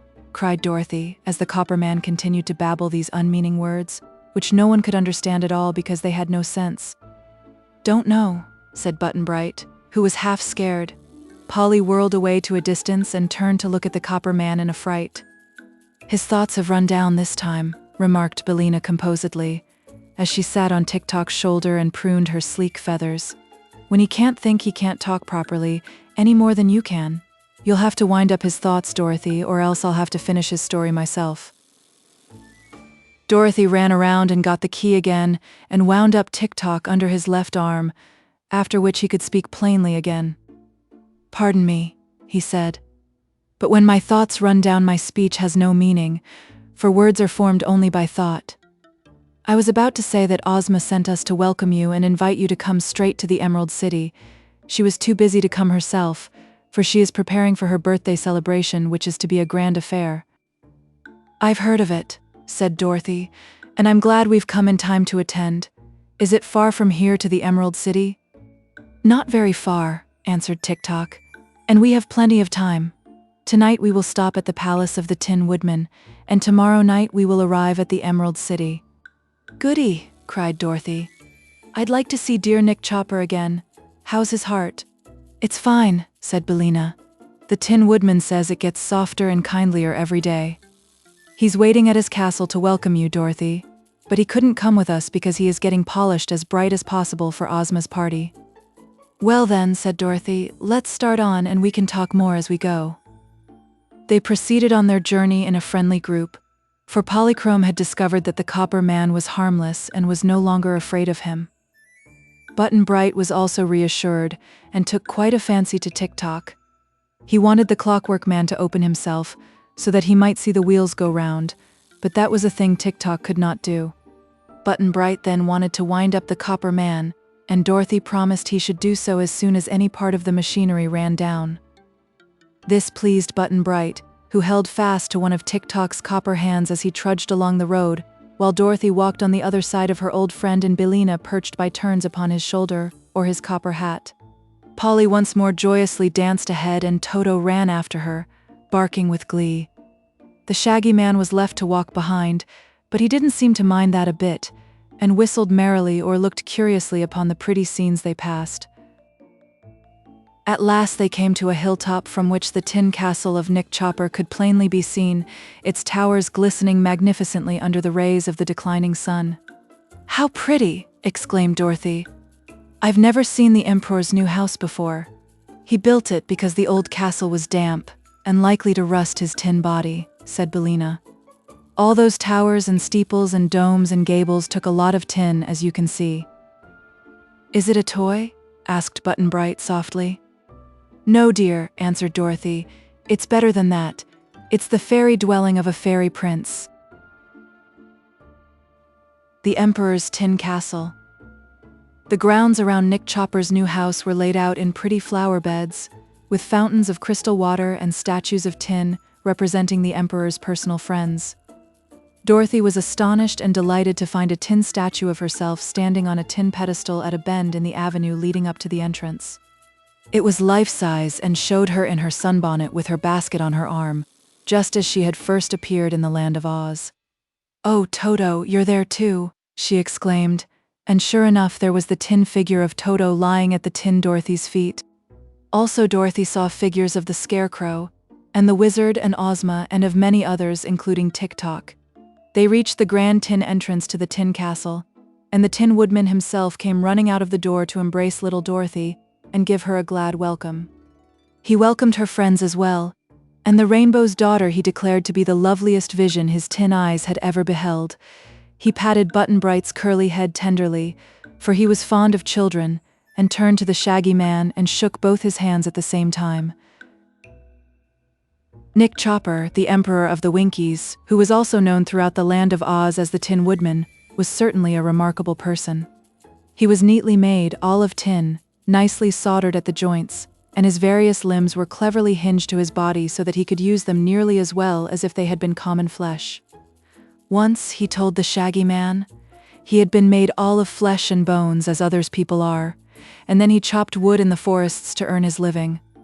But the axe slipped so often and cut off parts of him which he had replaced with tin that finally there was no flesh left, nothing but tin, so he became a real Tin Woodman. The wonderful Wizard of Oz had given him an excellent heart to replace his old one, and he didn't at all mind being tin. Everyone loved him, he loved everyone, and he was therefore as happy as the day was long. The Emperor was proud of his new tin castle, and showed his visitors through all the rooms. Every bit of the furniture was made of brightly polished tin, the tables, chairs, beds, and all. Even the floors and walls were of tin. "I suppose," said he, "that there are no cleverer tinsmiths in all the world than the Winkies. It would be hard to match this castle in Kansas, wouldn't it, little Dorothy?" "Very hard," replied the child, gravely.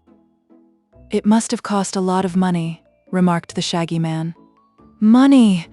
Money in Oz!" cried the Tin Woodman. "What a queer idea! Did you suppose we are so vulgar as to use money here?" "Why not?" asked the Shaggy Man. "If we used money to buy things with, instead of love and kindness and the desire to please one another, then we should be no better than the rest of the world," declared the Tin Woodman. "Fortunately, money is not known in the Land of Oz at all.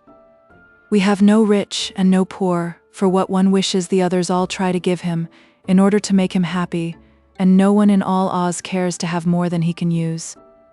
"Good!" cried the Shaggy Man, greatly pleased to hear this. "I also despise money.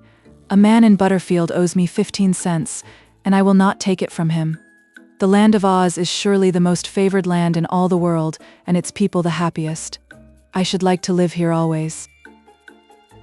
The Tin Woodman listened with respectful attention. Already he loved the Shaggy Man, although he did not yet know of the love magnet. So he said, "If you can prove to the Princess Ozma that you are honest and true and worthy of our friendship, you may indeed live here all your days and be as happy as we are." "I'll try to prove that," said the Shaggy Man earnestly. "And now," continued the Emperor, "you must all go to your rooms and prepare for dinner, which will presently be served in the Grand Tin Dining Hall. I am sorry, Shaggy Man, that I cannot offer you a change of clothing, but I dress only in tin myself, and I suppose that would not suit you." "I care little about dress," said the Shaggy Man indifferently. "So I should imagine," replied the Emperor with true politeness. They were shown to their rooms and permitted to make such toilets as they could, and soon they assembled again in the Grand Tin Dining Hall, even Toto being present. For the Emperor was fond of Dorothy's little dog, and the girl explained to her friends that in Oz all animals were treated with as much consideration as the people, if they behave themselves, she added. Toto behaved himself, and sat in a tin high chair beside Dorothy, and ate his dinner from a tin platter. Indeed, they all ate from tin dishes, but these were of pretty shapes and brightly polished.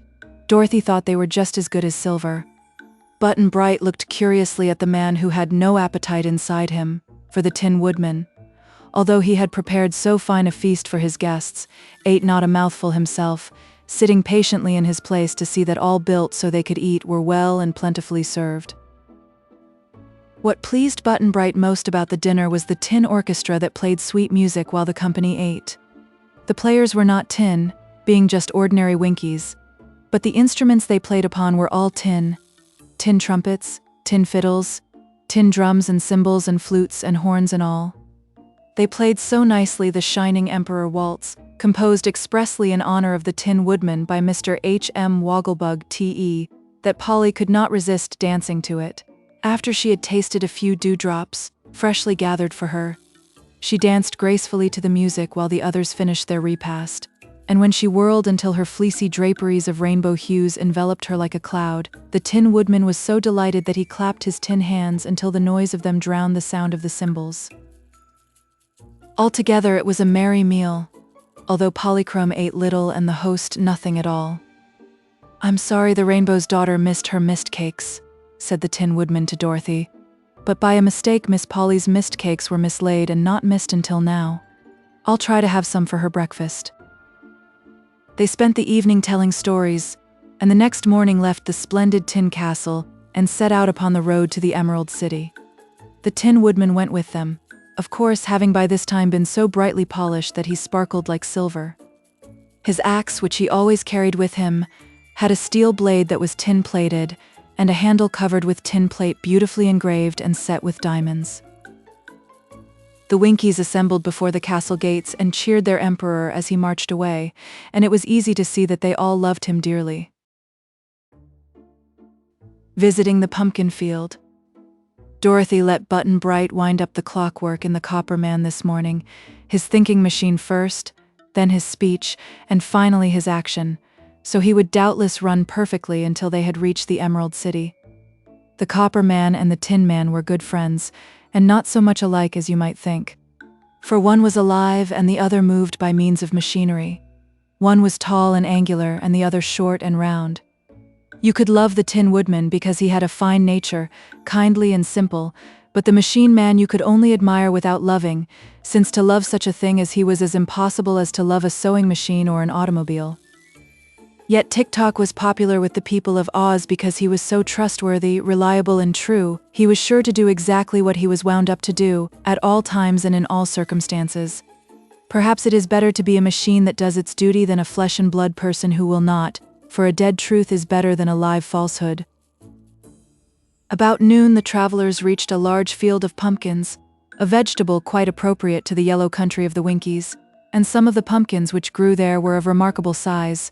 Just before they entered upon this field they saw 3 little mounds that looked like graves, with a pretty headstone to each one of them. "What is this?" asked Dorothy in wonder.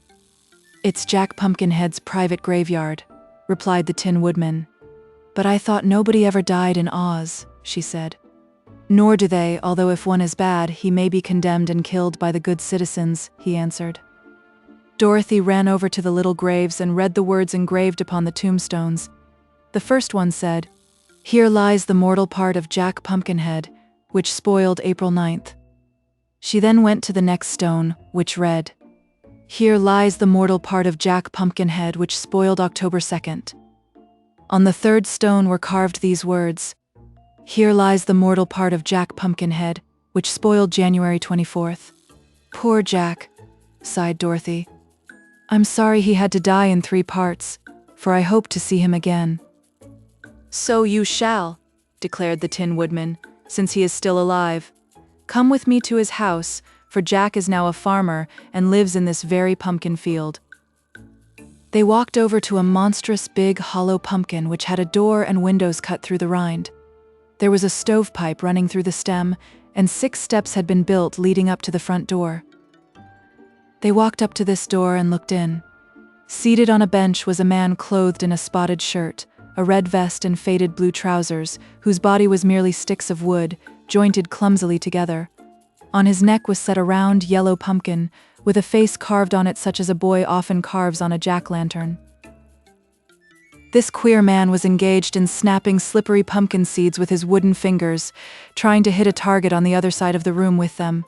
He did not know he had visitors until Dorothy exclaimed, "Why, it's Jack Pumpkinhead himself." He turned and saw them, and at once came forward to greet the little Kansas girl and Nick Chopper, and to be introduced to their new friends. Button-Bright was at first rather shy with the quaint pumpkin head, but Jack's face was so jolly and smiling, being carved that way, that the boy soon grew to like him. "I thought a while ago that you were buried in 3 parts," said Dorothy, "but now I see you're just the same as ever." "Not quite the same, my dear, for my mouth is a little more one-sided than it used to be, but pretty nearly the same. I've a new head, and this is the 4th one I've owned since Ozma first made me and brought me to life by sprinkling me with the magic powder." "What became of the other heads, Jack?" "They spoiled and I buried them, for they were not even fit for pies. Each time Ozma has carved me a new head just like the old one, and as my body is by far the largest part of me, I am still Jack Pumpkinhead, no matter how often I change my upper end. Once we had a dreadful time to find another pumpkin, as they were out of season, and so I was obliged to wear my old head a little longer than was strictly healthy. But after this sad experience, I resolved to raise pumpkins myself, so as never to be caught again without one handy, and now I have this fine field that you see before you. Some grow pretty big, too big to be used for heads, so I dug out this one and use it for a house." "Isn't it damp?" asked Dorothy. "Not very. There isn't much left but the shell, you see, and it will last a long time yet." "I think you are brighter than you used to be, Jack," said the Tin Woodman. "Your last head was a stupid one."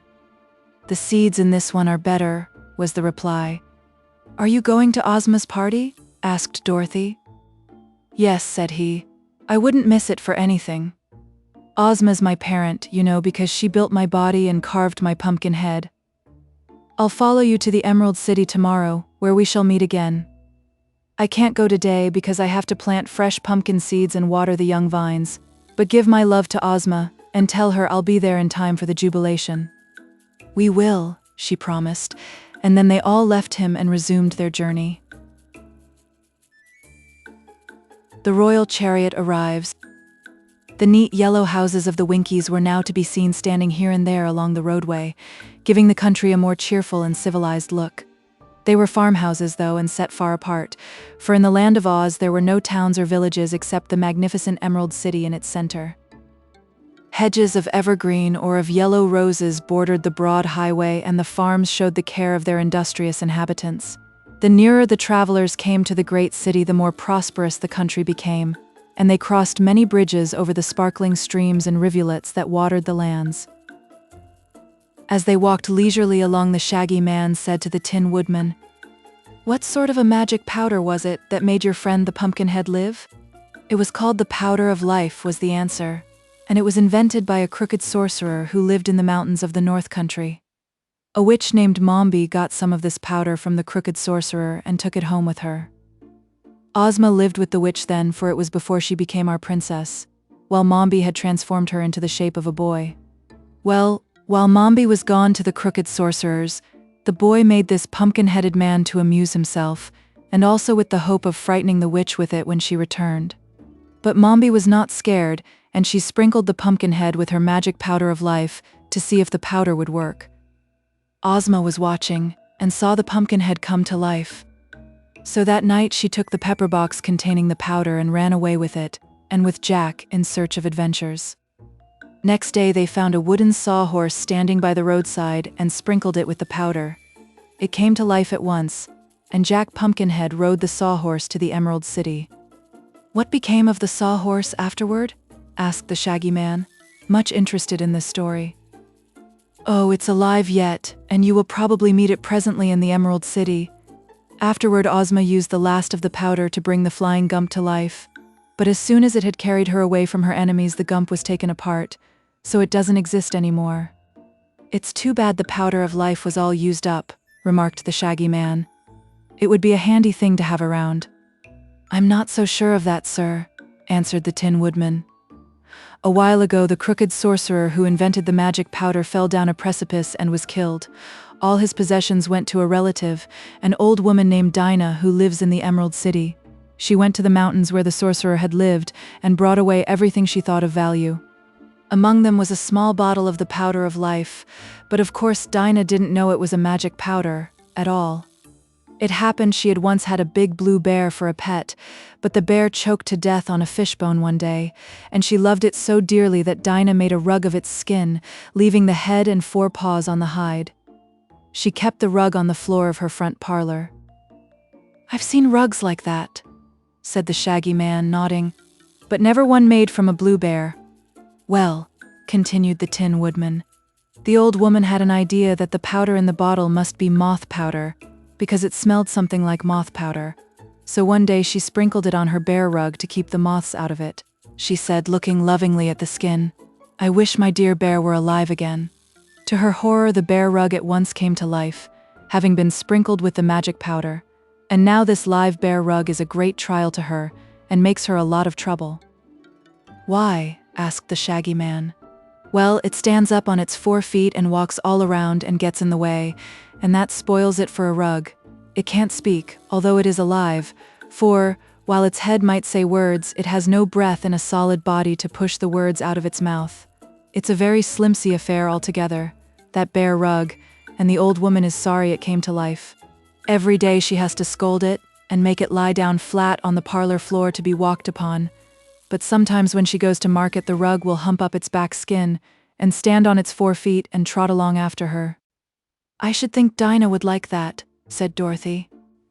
"Well, she doesn't, because everyone knows it isn't a real bear, but just a hollow skin, and so of no actual use in the world except for a rug," answered the Tin Woodman. "Therefore I believe it is a good thing that all the magic powder of life is now used up, as it cannot cause any more trouble." "Perhaps you're right," said the Shaggy Man thoughtfully. At noon they stopped at a farmhouse, where it delighted the farmer and his wife to be able to give them a good luncheon. The farm people knew Dorothy, having seen her when she was in the country before, and they treated the little girl with as much respect as they did the Emperor, because she was a friend of the powerful Princess Ozma. They had not proceeded far after leaving this farmhouse before coming to a high bridge over a broad river. This river, the Tin Woodman informed them, was the boundary between the country of the Winkies and the territory of the Emerald City. The city itself was still a long way off, but all around it was a green meadow, as pretty as a well-kept lawn, and in this were neither houses nor farms to spoil the beauty of the scene. From the top of the high bridge they could see far away the magnificent spires and splendid domes of the superb city, sparkling like brilliant jewels as they towered above the emerald walls. The Shaggy Man drew a deep breath of awe and amazement, for never had he dreamed that such a grand and beautiful place could exist even in the fairyland of Oz. Polly was so pleased that her violet eyes sparkled like amethysts, and she danced away from her companions across the bridge and into a group of feathery trees lining both the roadsides.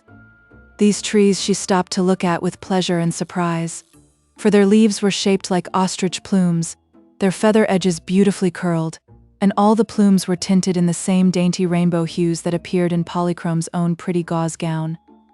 "Father ought to see these trees," she murmured. "They are almost as lovely as his own rainbows."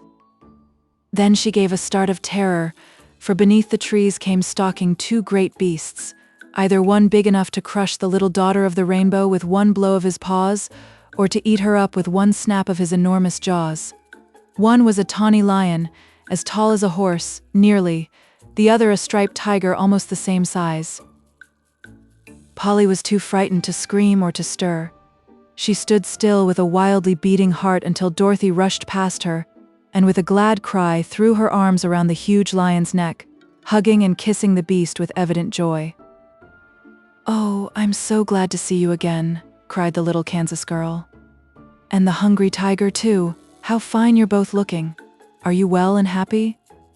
"We certainly are, Dorothy," answered the lion, in a deep voice that sounded pleasant and kind, "and we are greatly pleased that you have come to Ozma's party. It's going to be a grand affair, I promise you." "There will be lots of fat babies at the celebration, I hear," remarked the hungry tiger, yawning so that his mouth opened dreadfully wide and showed all his big, sharp teeth. "But of course I can't eat any of them." "Is your conscience still in good order?" asked Dorothy anxiously. "Yes, it rules me like a tyrant," answered the tiger sorrowfully. "I can imagine nothing more unpleasant than to own a conscience," and he winked slyly at his friend the lion. "You're fooling me," said Dorothy with a laugh. "I don't believe you'd eat a baby if you lost your conscience. Come here, Polly," she called, "and be introduced to my friends." Polly advanced rather shyly. "You have some queer friends, Dorothy," she said. "The queerness doesn't matter, so long as they're friends," was the answer.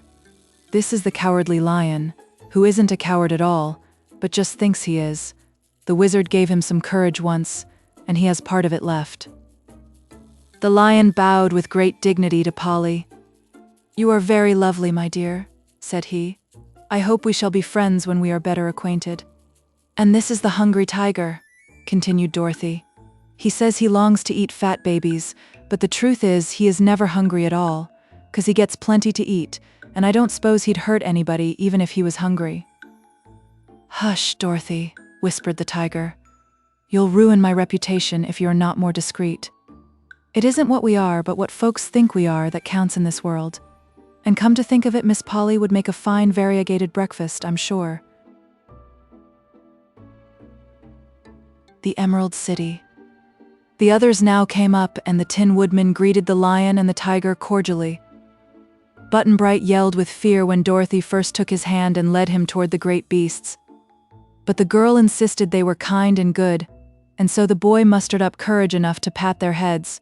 After they had spoken to him gently and he had looked into their intelligent eyes, his fear vanished entirely, and he was so delighted with the animals that he wanted to keep close to them and stroke their soft fur every minute.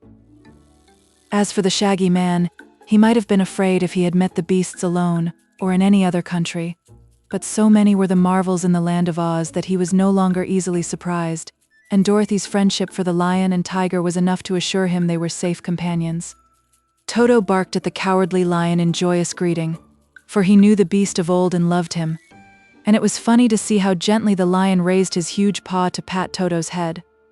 The little dog smelled of the tiger's nose, and the tiger politely shook paws with him, so they were quite likely to become firm friends. TIK-TOK and BILLINA knew the beasts well, so merely bade them good day and asked after their healths and inquired about the Princess OZMA. Now it was seen that the Cowardly Lion and the Hungry Tiger were drawing behind them a splendid golden chariot, to which they were harnessed by golden cords.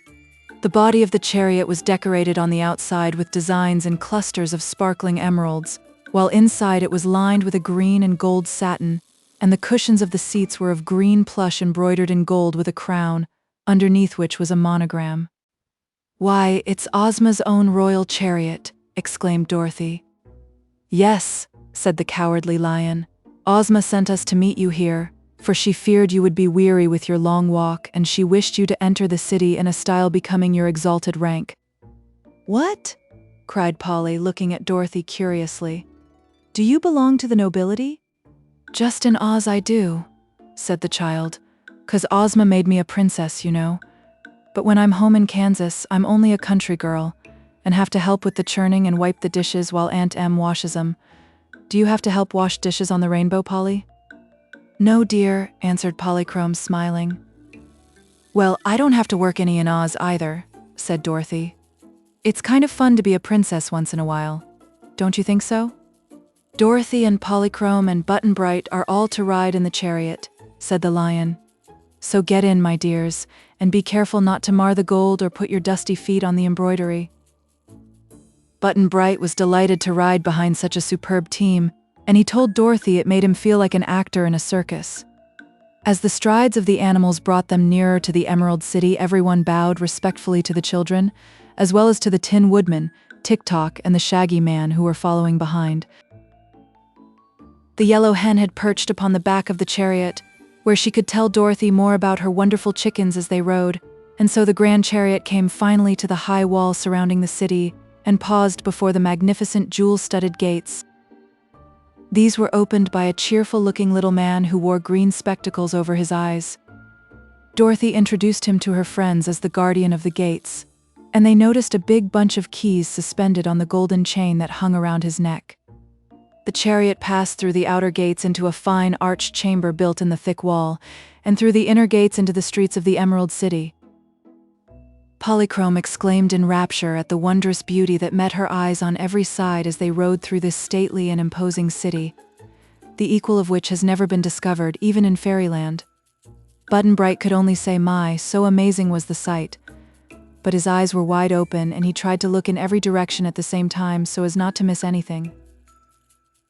The Shaggy Man was fairly astounded at what he saw, for the graceful and handsome buildings were covered with plates of gold and set with emeralds so splendid and valuable that in any other part of the world any one of them would have been worth a fortune to its owner.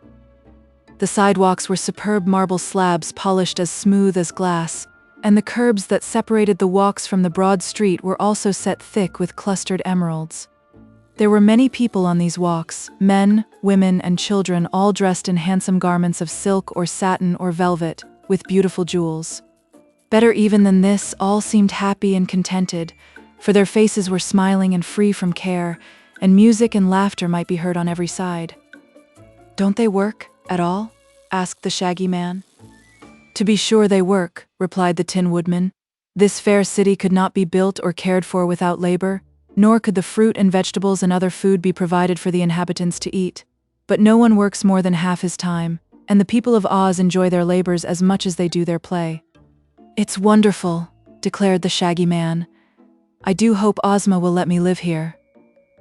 The chariot, winding through many charming streets, paused before a building so vast and noble and elegant that even Button-Bright guessed at once that it was the royal palace. Its gardens and ample grounds were surrounded by a separate wall, not so high or thick as the wall around the city, but more daintily designed and built all of green marble. The gates flew open as the chariot appeared before them, and the cowardly lion and hungry tiger trotted up a jeweled driveway to the front door of the palace and stopped short. "Here we are," said Dorothy gaily, and helped Button-Bright from the chariot. Polychrome leaped out lightly after them, and they were greeted by a crowd of gorgeously dressed servants who bowed low as the visitors mounted the marble steps. At their head was a pretty little maid with dark hair and eyes, dressed all in green embroidered with silver. Dorothy ran up to her with evident pleasure and exclaimed, "Oh, Jellia Jamb, I'm so glad to see you again. Where's Ozma?" "In her room, Your Highness," replied the little maid demurely, for this was Ozma's favorite attendant. "She wishes you to come to her as soon as you have rested and changed your dress, Princess Dorothy, and you and your friends are to dine with her this evening." "When is her birthday, Jellia?" asked the girl. "Day after tomorrow, Your Highness." "And where's the Scarecrow?"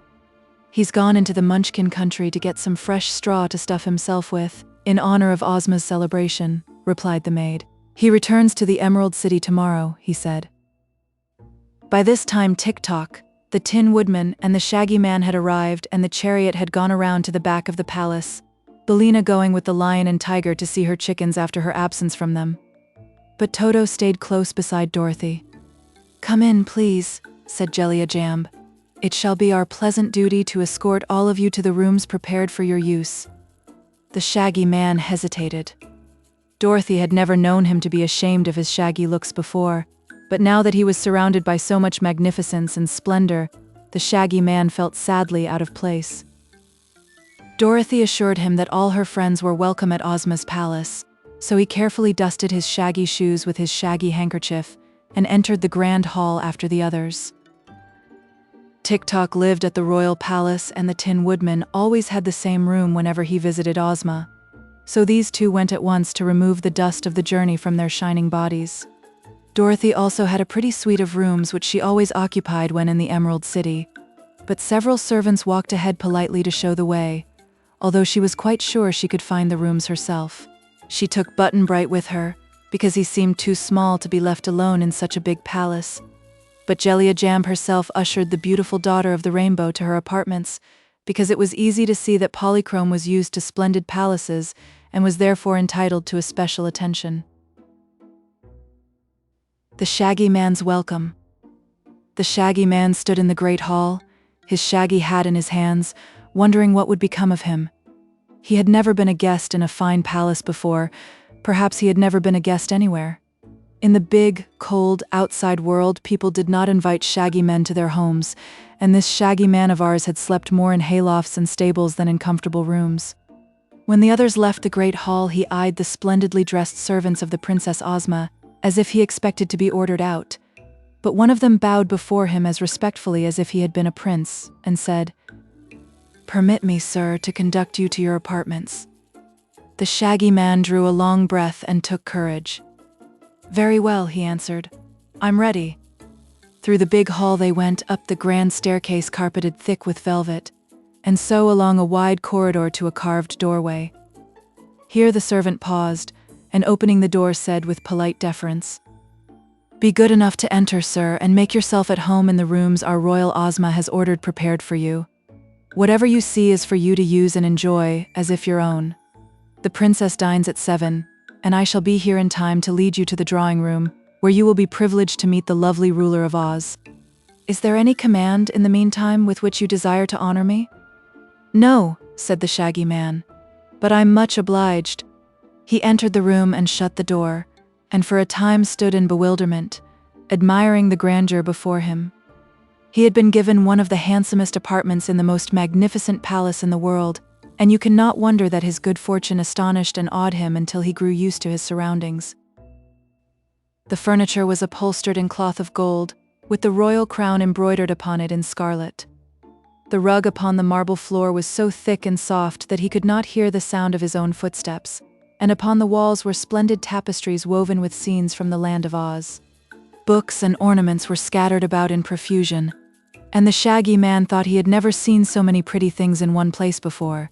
In one corner played a tinkling fountain of perfumed water, and in another was a table bearing a golden tray loaded with freshly gathered fruit, including several of the red-cheeked apples that the Shaggy Man loved. At the farther end of this charming room was an open doorway, and he crossed over to find himself in a bedroom containing more comforts than the Shaggy Man had ever before imagined. The bedstead was of gold and set with many brilliant diamonds, and the coverlet had designs of pearls and rubies sewed upon it. At one side of the bedroom was a dainty dressing room, with closets containing a large assortment of fresh clothing, and beyond this was the bath, a large room having a marble pool big enough to swim in, with white marble steps leading down to the water. Around the edge of the pool were set rows of fine emeralds as large as doorknobs, while the water of the bath was clear as crystal. For a time the Shaggy Man gazed upon all this luxury with silent amazement. Then he decided, being wise in his way, to take advantage of his good fortune. He removed his shaggy boots and his shaggy clothing, and bathed in the pool with rare enjoyment. After he had dried himself with the soft towels, he went into the dressing room and took fresh linen from the drawers and put it on, finding that everything fitted him exactly. He examined the contents of the closets and selected an elegant suit of clothing.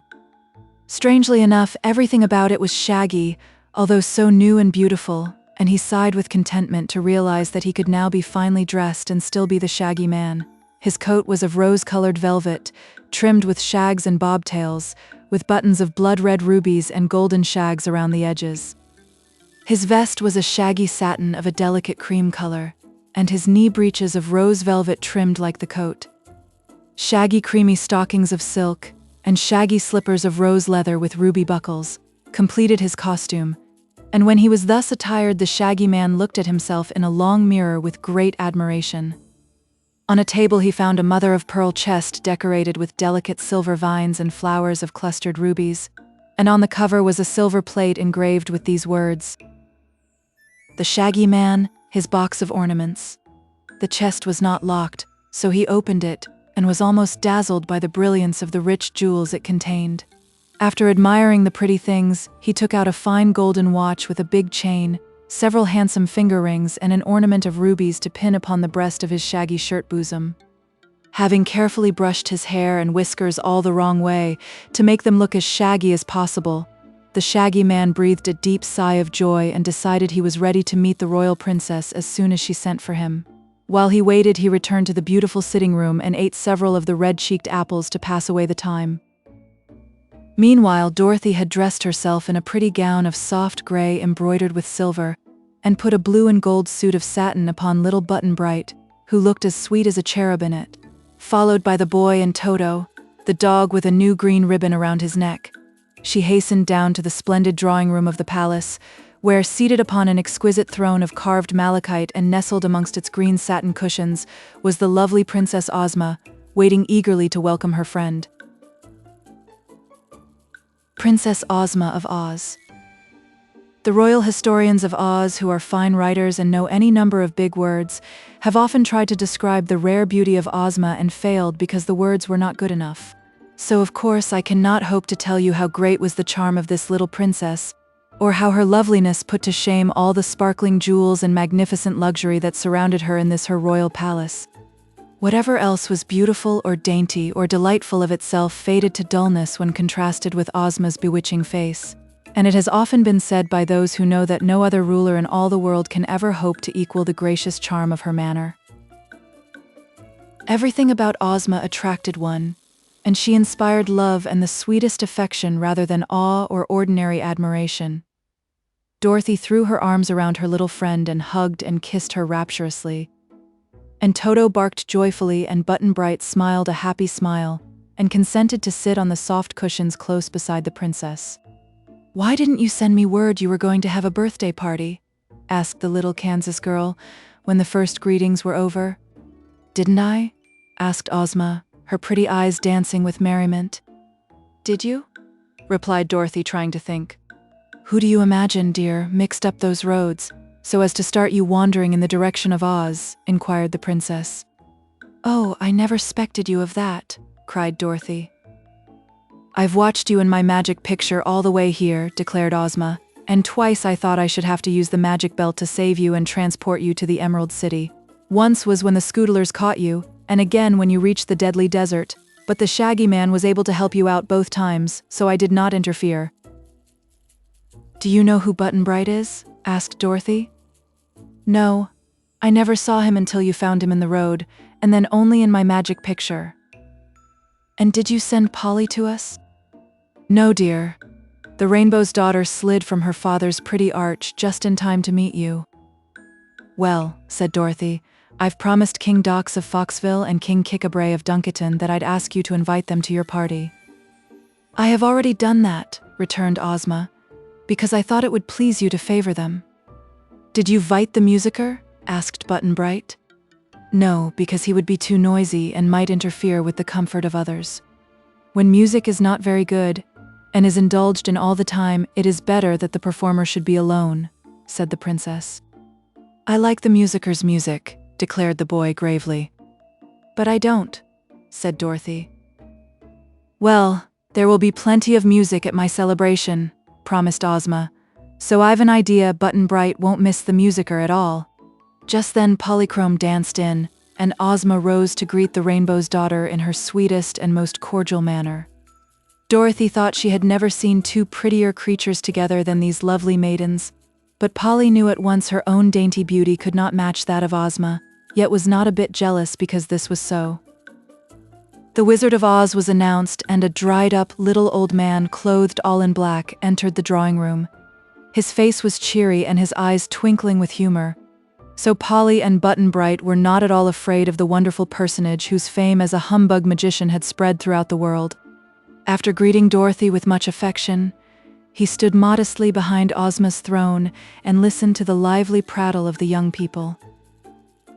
Now the Shaggy Man appeared, and so startling was his appearance, all clad in shaggy new raiment, that Dorothy cried, "Oh," and clasped her hands impulsively as she examined her friend with pleased eyes. "He's still Shaggy, all right," remarked Button-Bright, and Ozma nodded brightly because she had meant the Shaggy Man to remain shaggy when she provided his new clothes for him.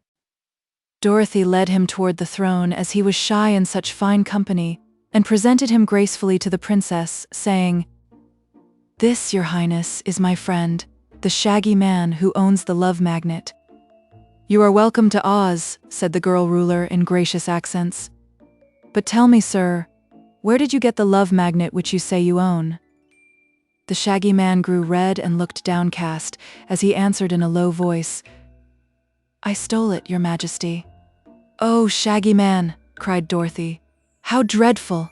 And you told me the Eskimo gave you the Love Magnet."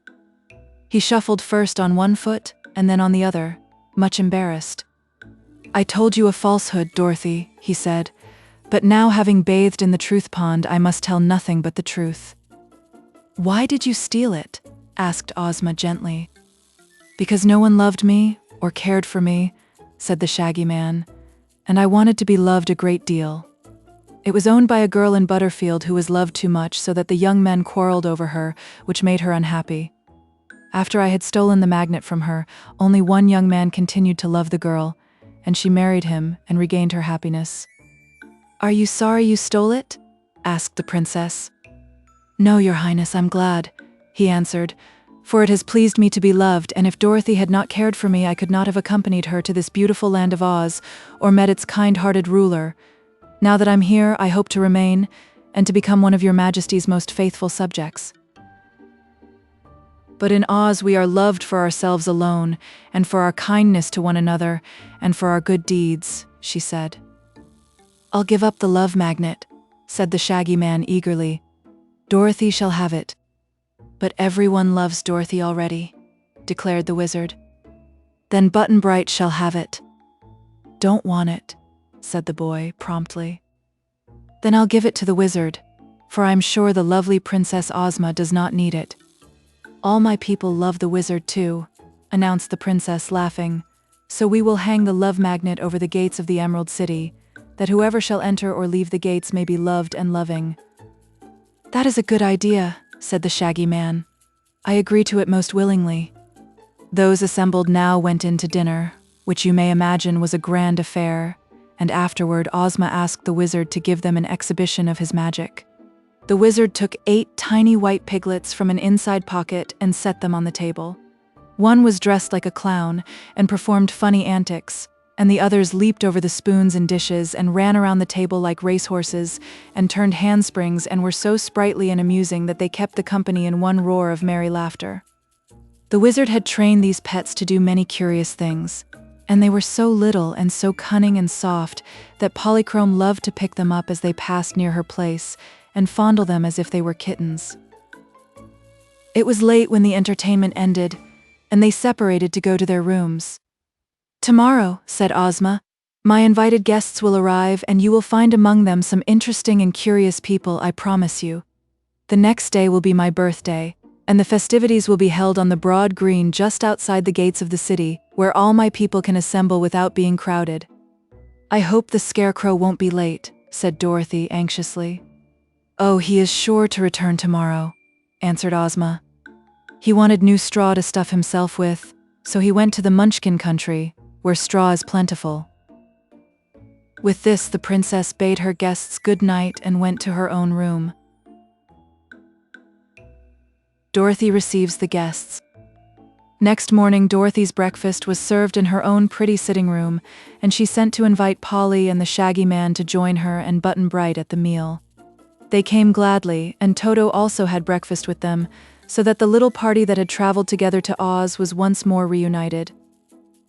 No sooner had they finished eating than they heard the distant blast of many trumpets, and the sound of a brass band playing martial music, so they all went out upon the balcony. This was at the front of the palace and overlooked the streets of the city, being higher than the wall that shut in the palace grounds. They saw approaching down the street a band of musicians, playing as hard and loud as they could, while the people of the Emerald City crowded the sidewalks and cheered so lustily that they almost drowned the noise of the drums and horns. Dorothy looked to see what they were cheering at, and discovered that behind the band was the famous Scarecrow, riding proudly upon the back of a wooden sawhorse which pranced along the street almost as gracefully as if it had been made of flesh. Its hooves, or rather the ends of its wooden legs, were shod with plates of solid gold, and the saddle strapped to the wooden body was richly embroidered and glittered with jewels. As he reached the palace, the Scarecrow looked up and saw Dorothy, and at once waved his peaked hat at her in greeting. He rode up to the front door and dismounted, and the band stopped playing and went away, and the crowds of people returned to their dwellings. By the time Dorothy and her friends had re-entered her room, the Scarecrow was there, and he gave the girl a hearty embrace and shook the hands of the others with his own squashy hands, which were white gloves filled with straw. The Shaggy Man, Button-Bright, and Polychrome stared hard at this celebrated person, who was acknowledged to be the most popular and most beloved man in all the land of Oz. "Why, your face has been newly painted," exclaimed Dorothy, when the first greetings were over. "I had it touched up a bit by the Munchkin farmer who first made me," answered the Scarecrow pleasantly. My complexion had become a bit gray and faded, and the paint had peeled off one end of my mouth, so I couldn't talk quite straight. Now I feel like myself again, and I may say without immodesty that my body is stuffed with the loveliest oat straw in all Oz. He pushed against his chest. "Hear me, Crunkle?" he asked. "Yes," said Dorothy. "You sound fine." Button-Bright was wonderfully attracted by the straw man, and so was Polly. The Shaggy Man treated him with great respect, because he was so queerly made. Jellia Jam now came to say that Ozma wanted Princess Dorothy to receive the invited guests in the throne room as they arrived. The ruler was herself busy ordering the preparations for the morrow's festivities, so she wished her friend to act in her place. Dorothy willingly agreed, being the only other princess in the Emerald City, so she went to the great throne room and sat in Ozma's seat, placing Polly on one side of her and Button-Bright on the other. The Scarecrow stood at the left of the throne and the Tin Woodman at the right, while the Wonderful Wizard and the Shaggy Man stood behind. The Cowardly Lion and the Hungry Tiger came in, with bright new bows of ribbon on their collars and tails. After greeting Dorothy affectionately, the huge beasts lay down at the foot of the throne. While they waited, the Scarecrow, who was near the little boy, asked, "Why are you called Button-Bright?" "Don't know," was the answer. "Oh yes, you do, dear," said Dorothy. "Tell the Scarecrow how you got your name. Papa always said I was bright as a button, so Mama always called me Button-Bright," announced the boy. "Where is your mama?" asked the Scarecrow. "Don't know," said Button-Bright. "Where is your home?" asked the Scarecrow. "Don't know," said Button-Bright. "Don't you want to find your mama again?" asked the Scarecrow. "Don't know," said Button-Bright calmly. The Scarecrow looked thoughtful. "Your papa may have been right," he observed, "but there are many kinds of buttons, you see. There are silver and gold buttons, which are highly polished and glitter brightly. There are pearl and rubber buttons, and other kinds with surfaces more or less bright. But there is still another sort of button which is covered with dull cloth, and that must be the sort your papa meant when he said you were bright as a button. Don't you think so?" "Don't know," said Button-Bright. Jack Pumpkinhead arrived, wearing a pair of new white kid gloves, and he brought a birthday present for Ozma consisting of a necklace of pumpkin seeds. In each seed was set a sparkling carolite, which is considered the rarest and most beautiful gem that exists. The necklace was in a plush case, and Jellia Jam put it on a table with the Princess Ozma's other presents. Next came a tall, beautiful woman clothed in a splendid trailing gown, trimmed with exquisite lace as fine as cobweb. This was the important sorceress known as Glinda the Good, who had been of great assistance to both Ozma and Dorothy. There was no humbug about her magic, you may be sure, and Glinda was as kind as she was powerful. She greeted Dorothy most lovingly, and kissed Button-Bright and Polly, and smiled upon the Shaggy Man, after which Jellia Jam led the sorceress to one of the most magnificent rooms of the royal palace and appointed 50 servants to wait upon her. The next arrival was Mr. H.M. Wogglebug, T.E., the H.M. meaning highly magnified and the T.E. meaning thoroughly educated. The Wogglebug was head professor at the Royal College of Oz, and he had composed a fine ode in honor of Ozma's birthday. This he wanted to read to them, but the Scarecrow wouldn't let him. Soon they heard a clucking sound and a chorus of cheep, cheep, and a servant threw open the door to allow Billina and her 10 fluffy chicks to enter the throne room. As the yellow hen marched proudly at the head of her family, Dorothy cried, "Oh, you lovely things," and ran down from her seat to pet the little yellow downy balls. Billina wore a pearl necklace, and around the neck of each chicken was a tiny gold chain holding a locket with the letter D engraved upon the outside. "Open the lockets, Dorothy," said Billina. The girl obeyed and found a picture of herself in each locket. "They were named after you, my dear," continued the yellow hen, "so I wanted all my chickens to wear your picture. Cluck, cluck, come here, Dorothy, this minute," she cried, for the chickens were scattered and wandering all around the big room.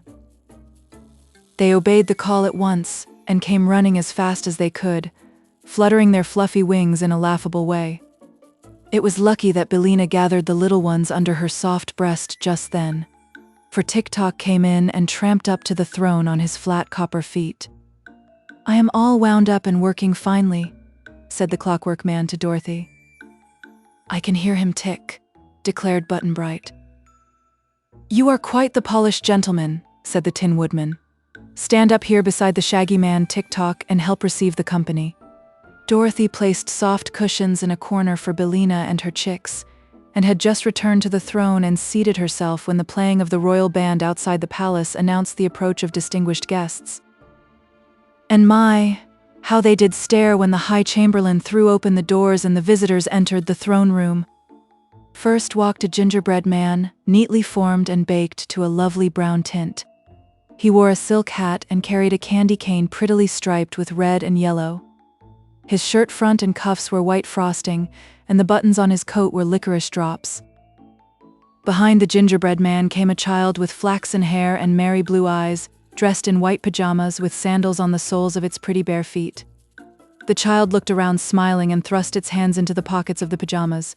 Close after it came a big rubber bear walking erect on its hind feet.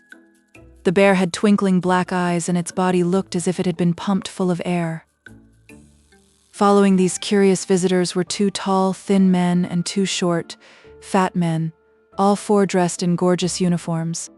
OZMA's High Chamberlain now hurried forward to announce the names of the new arrivals, calling out in a loud voice, "His gracious and most edible Majesty, King Do I, ruler of the 2 kingdoms of Hilland and Lowland.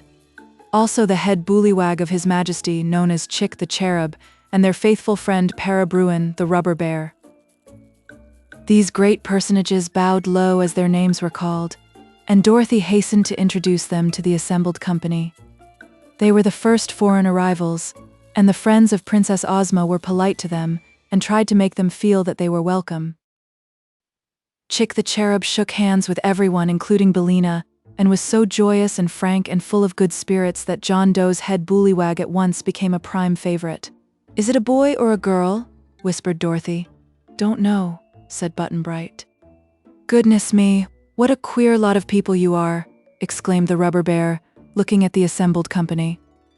"So are you," said Button-Bright gravely. "Is King Do good to eat?" "He's too good to eat," laughed Chick the Cherub. "I hope none of you are fond of gingerbread," said the king rather anxiously. "We should never think of eating our visitors if we were," declared the Scarecrow. "So please do not worry, for you will be perfectly safe while you remain in Oz." "Why do they call you Chick?" the yellow hen asked the child. "Because I'm an incubator baby and never had any parents," replied the head bullywag. "My chicks have a parent and I'm it," said Billina. "I'm glad of that," answered the cherub, "because they'll have more fun worrying you than if they were brought up in an incubator. The incubator never worries, you know." King John Doe had brought for Ozma's birthday present a lovely gingerbread crown with rows of small pearls around it and a fine big pearl in each of its 5 points. After this had been received by Dorothy with proper thanks and placed on the table with the other presents, the visitors from Hilland and Lowland were escorted to their rooms by the High Chamberlain. They had no sooner departed than the band before the palace began to play again, announcing more arrivals, and as these were doubtless from foreign parts, the High Chamberlain hurried back to receive them in his most official manner. Important arrivals. First entered a band of Ryls from the Happy Valley, all merry little sprites like fairy elves. A dozen crooked Knooks followed from the great forest of Burzee. They had long whiskers and pointed caps and curling toes, yet were no taller than Button-Bright's shoulder. With this group came a man so easy to recognize and so important and dearly beloved throughout the known world that all present rose to their feet and bowed their heads in respectful homage, even before the High Chamberlain knelt to announce his name. The most mighty and loyal friend of children, His Supreme Highness, Santa Claus, said the Chamberlain, in an awed voice. "Well, well, well, glad to see you, glad to meet you all," cried Santa Claus briskly as he trotted up the long room. He was round as an apple, with a fresh rosy face, laughing eyes, and a bushy beard as white as snow.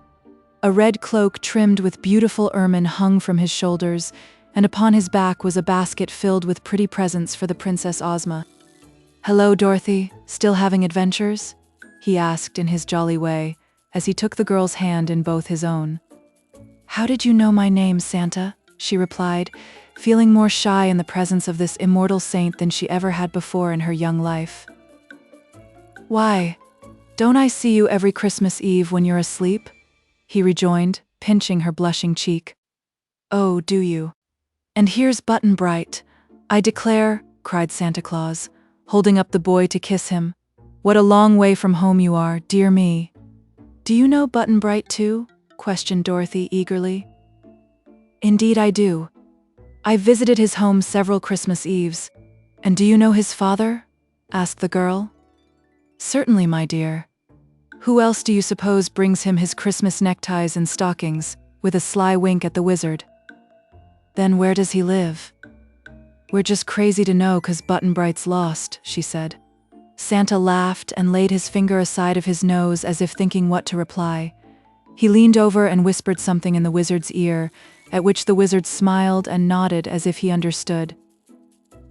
Now Santa Claus spied Polychrome and trotted over to where she stood.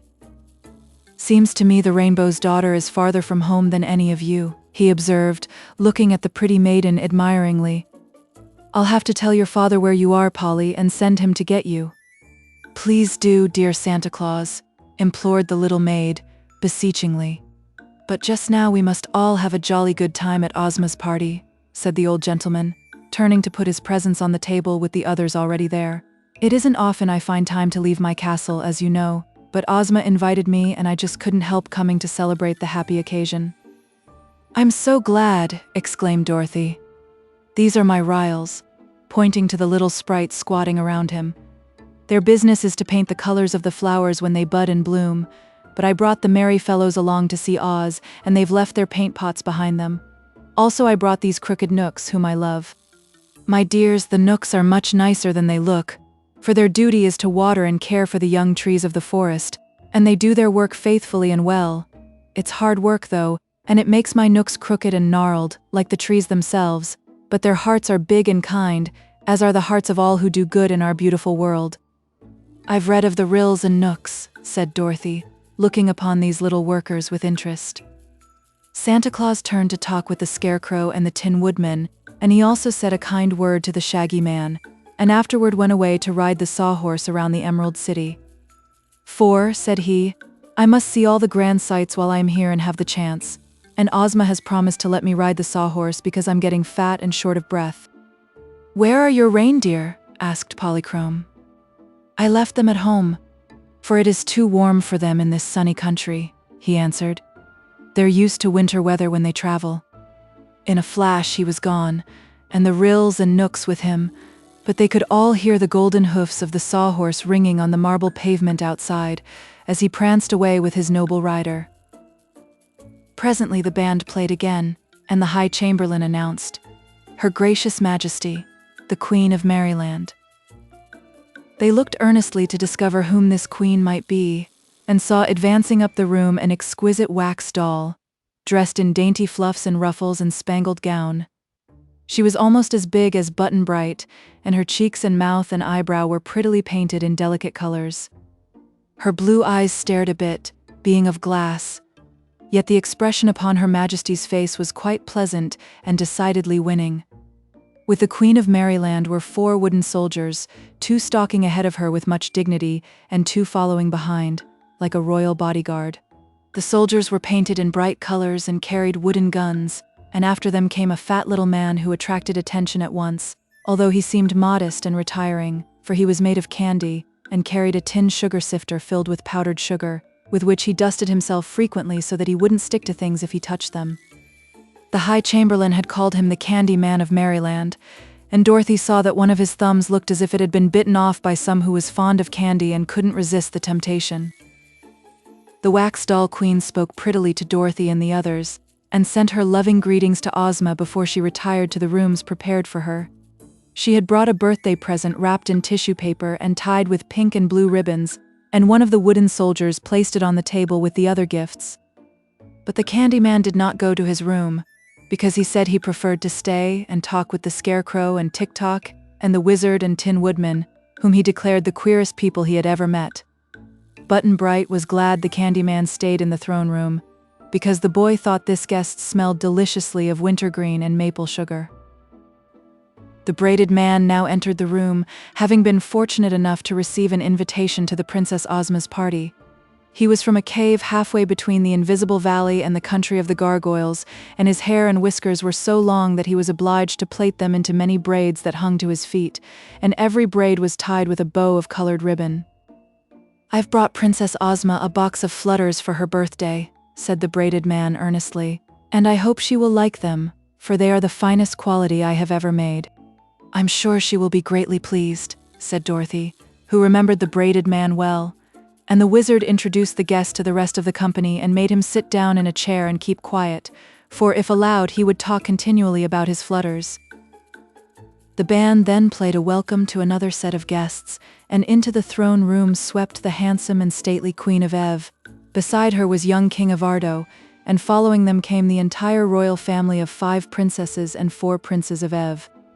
The kingdom of Eve lay just across the deadly desert to the north of Oz. And once Ozma and her people had rescued the Queen of Eve and her 10 children from the Gnome King, who had enslaved them.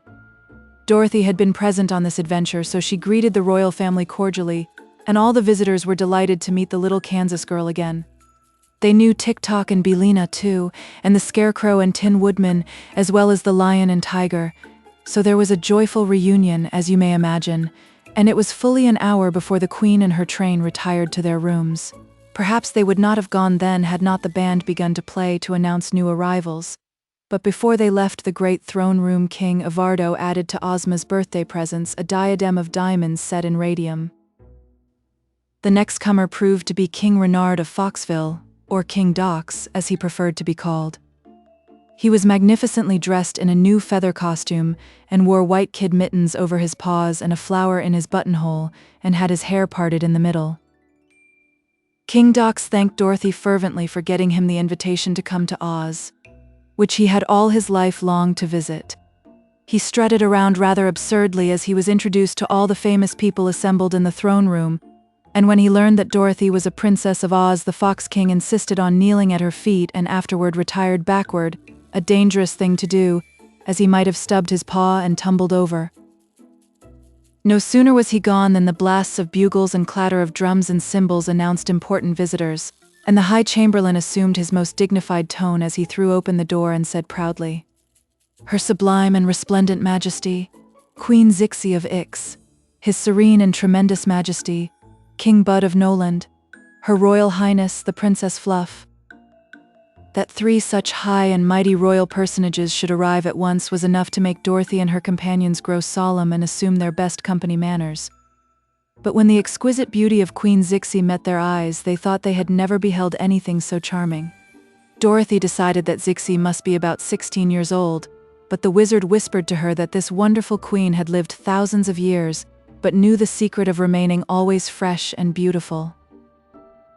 King Bud of Noland and his dainty fair-haired sister, the Princess Fluff, were friends of Zixi, as their kingdoms were adjoining, so they had traveled together from their far-off domains to do honor to Ozma of Oz on the occasion of her birthday. They brought many splendid gifts, so the table was now fairly loaded down with presents. Dorothy and Polly loved the Princess Fluff the moment they saw her, and little King Bud was so frank and boyish that Button-Bright accepted him as a chum at once, and did not want him to go away.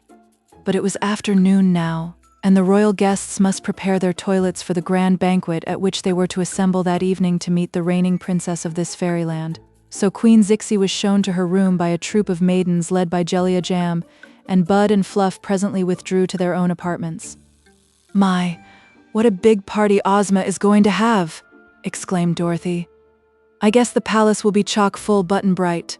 Don't you think so?" "Don't know," said the boy. "But we must go to our rooms pretty soon to dress for the banquet," continued the girl. "I don't have to dress," said the candy man from Maryland. "All I need do is to dust myself with fresh sugar." "TIK-TOK and I always wear the same suits of clothes," said the Tin Woodman, "and so does our friend the Scarecrow." "My feathers are good enough for any occasion," cried Billina from her corner. "Then I shall leave you 4 to welcome any new guests that come," said Dorothy. "For Button-Bright and I must look our very best at Ozma's banquet." "Who is still to come?" asked the Scarecrow. "Well, there's King Kikabray of Dunketon, and Johnny DOOIT, and the Good Witch of the North. But Johnny DOOIT may not get here until late, he's so very busy." "We will receive them and give them a proper welcome," promised the Scarecrow.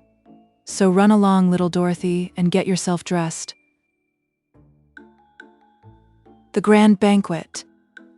I wish I could tell you how fine the company was that assembled that evening at Ozma's royal banquet. A long table was spread in the center of the great dining hall of the palace, and the splendor of the decorations and the blaze of lights and jewels was acknowledged to be the most magnificent sight that any of the guests had ever seen. The jolliest person present, as well as the most important, was of course old Santa Claus. So he was given the seat of honor at one end of the table, while at the other end sat Princess Ozma, the hostess.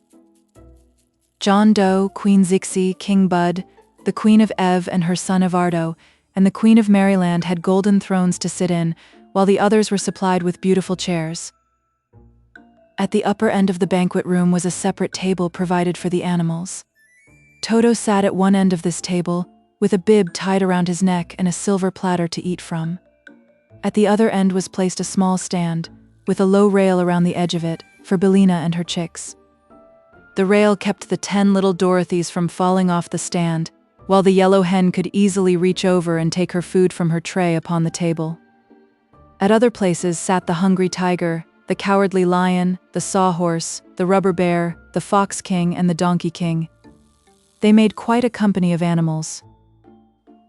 At the lower end of the great room was another table, at which sat the Ryls and Knooks who had come with Santa Claus, the wooden soldiers who had come with the Queen of Maryland, and the Hilanders and Lowlanders who had come with John Doe. Here were also seated the officers of the royal palace and of Ozma's army. The splendid costumes of those at the 3 tables made a gorgeous and glittering display that no one present was ever likely to forget. Perhaps there has never been in any part of the world at any time another assemblage of such wonderful people as that which gathered this evening to honor the birthday of the ruler of Oz. When all the members of the company were in their places, an orchestra of 500 pieces, in a balcony overlooking the banquet room, began to play sweet and delightful music. Then a door draped with royal green opened, and in came the fair and girlish Princess Ozma, who now greeted her guests in person for the first time. As she stood by her throne at the head of the banquet table, every eye was turned eagerly upon the lovely princess, who was as dignified as she was bewitching, and who smiled upon all her old and new friends in a way that touched their hearts and brought an answering smile to every face.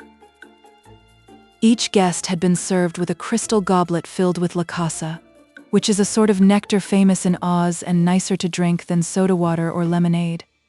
Santa now made a pretty speech in verse, congratulating Ozma on having a birthday, and asking everyone present to drink to the health and happiness of their dearly beloved hostess. This was done with great enthusiasm by those who were made so they could drink at all, and those who could not drink politely touched the rims of their goblets to their lips. All seated themselves at the tables and the servants of the princess began serving the feast. I am quite sure that only in fairyland could such a delicious repast be prepared.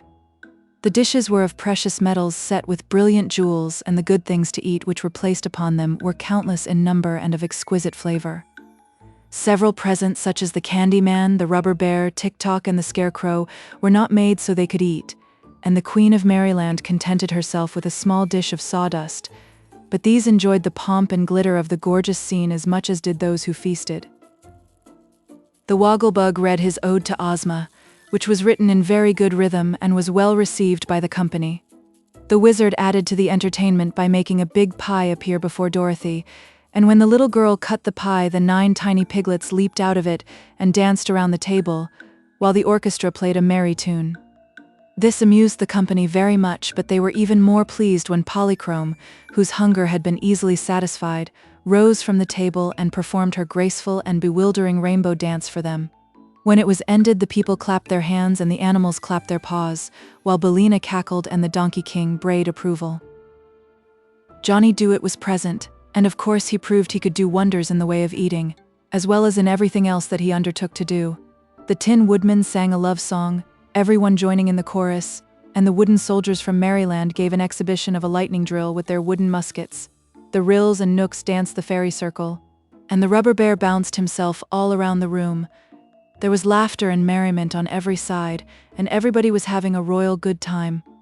Button-Bright was so excited and interested that he paid little attention to his fine dinner and a great deal of attention to his queer companions, and perhaps he was wise to do this, because he could eat at any other time.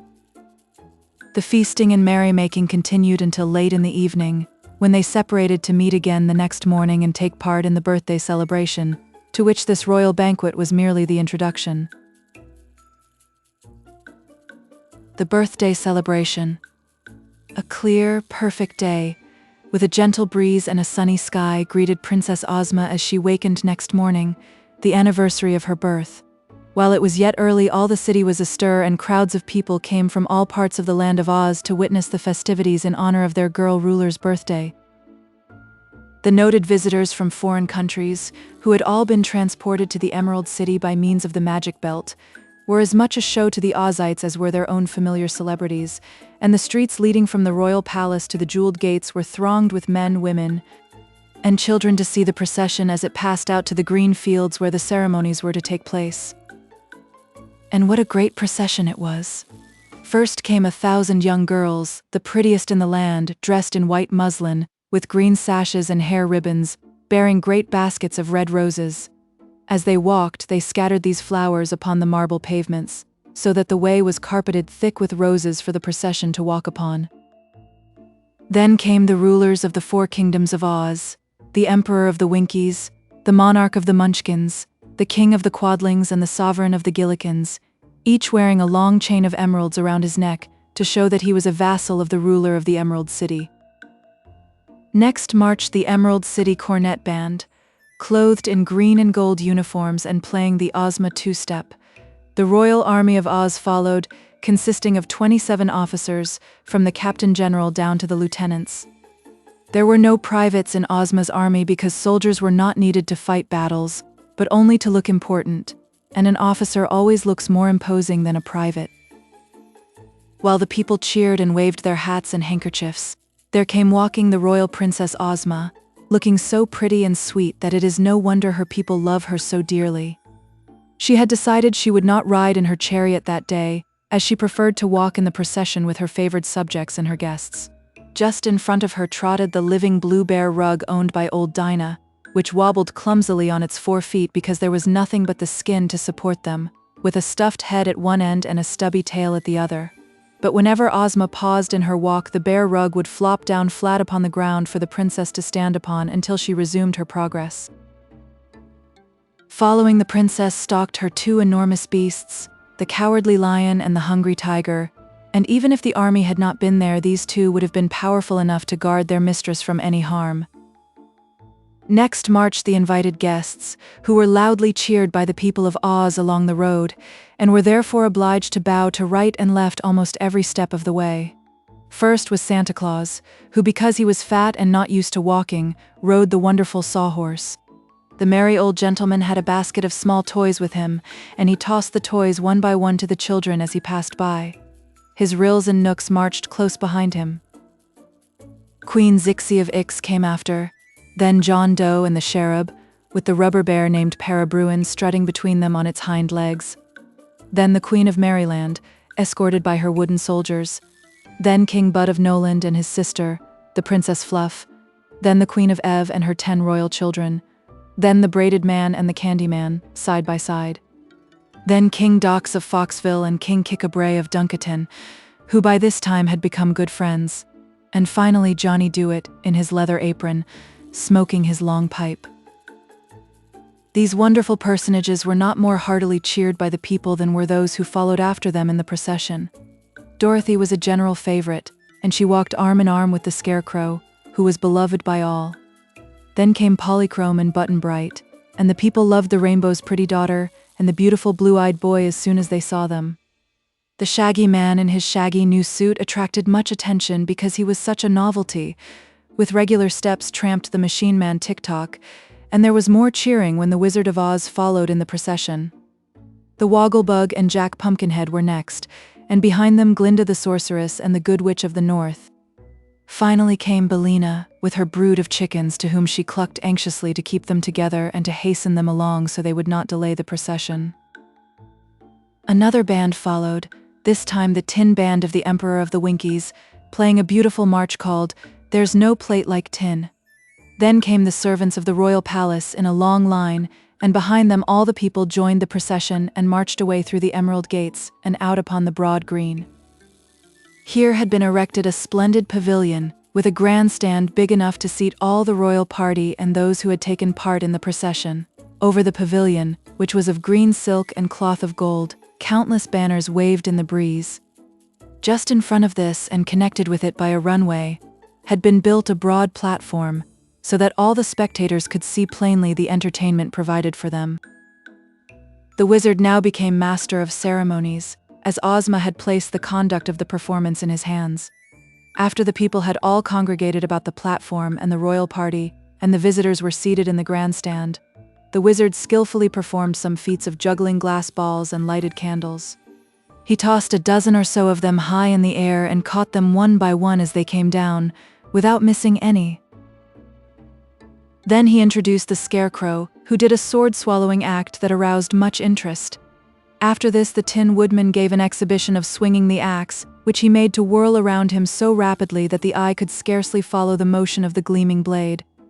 Glinda the sorceress then stepped upon the platform, and by her magic made a big tree grow in the middle of the space, made blossoms appear upon the tree, and made the blossoms become delicious fruit called tamornas, and so great was the quantity of fruit thus produced that when the servants climbed the tree and tossed it down to the crowd, there was enough to satisfy every person present. Parabruin, the rubber bear, climbed to a limb of the big tree, rolled himself into a ball, and dropped to the platform, whence he bounded up again to the limb. He repeated this bouncing act several times, to the great delight of all the children present. After he had finished, and bowed, and returned to his seat, Glinda waved her wand and the tree disappeared, but its fruit still remained to be eaten. The Good Witch of the North amused the people by transforming 10 stones into 10 birds, the 10 birds into 10 lambs, and the 10 lambs into 10 little girls, who gave a pretty dance and were then transformed into 10 stones again, just as they were in the beginning.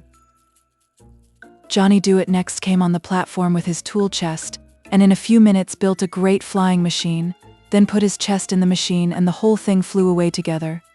Johnny and all, after he had bid goodbye to those present and thanked the princess for her hospitality. The wizard then announced the last act of all, which was considered really wonderful.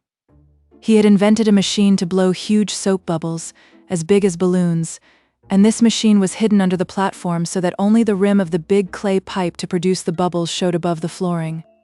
The tank of soap suds and the air pumps to inflate the bubbles were out of sight beneath, so that when the bubbles began to grow upon the floor of the platform, it really seemed like magic to the people of Oz, who knew nothing about even the common soap bubbles that our children blow with a penny clay pipe and a basin of soap and water.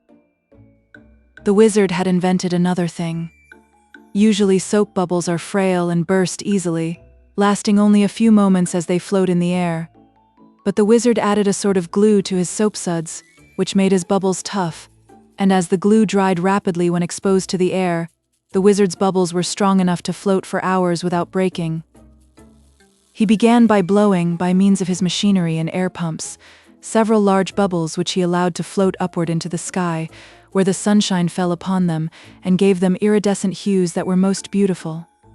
This aroused much wonder and delight, because it was a new amusement to everyone present, except perhaps Dorothy and Button-Bright, and even they had never seen such big, strong bubbles before. The wizard then blew a bunch of small bubbles and afterward blew a big bubble around them so they were left in the center of it.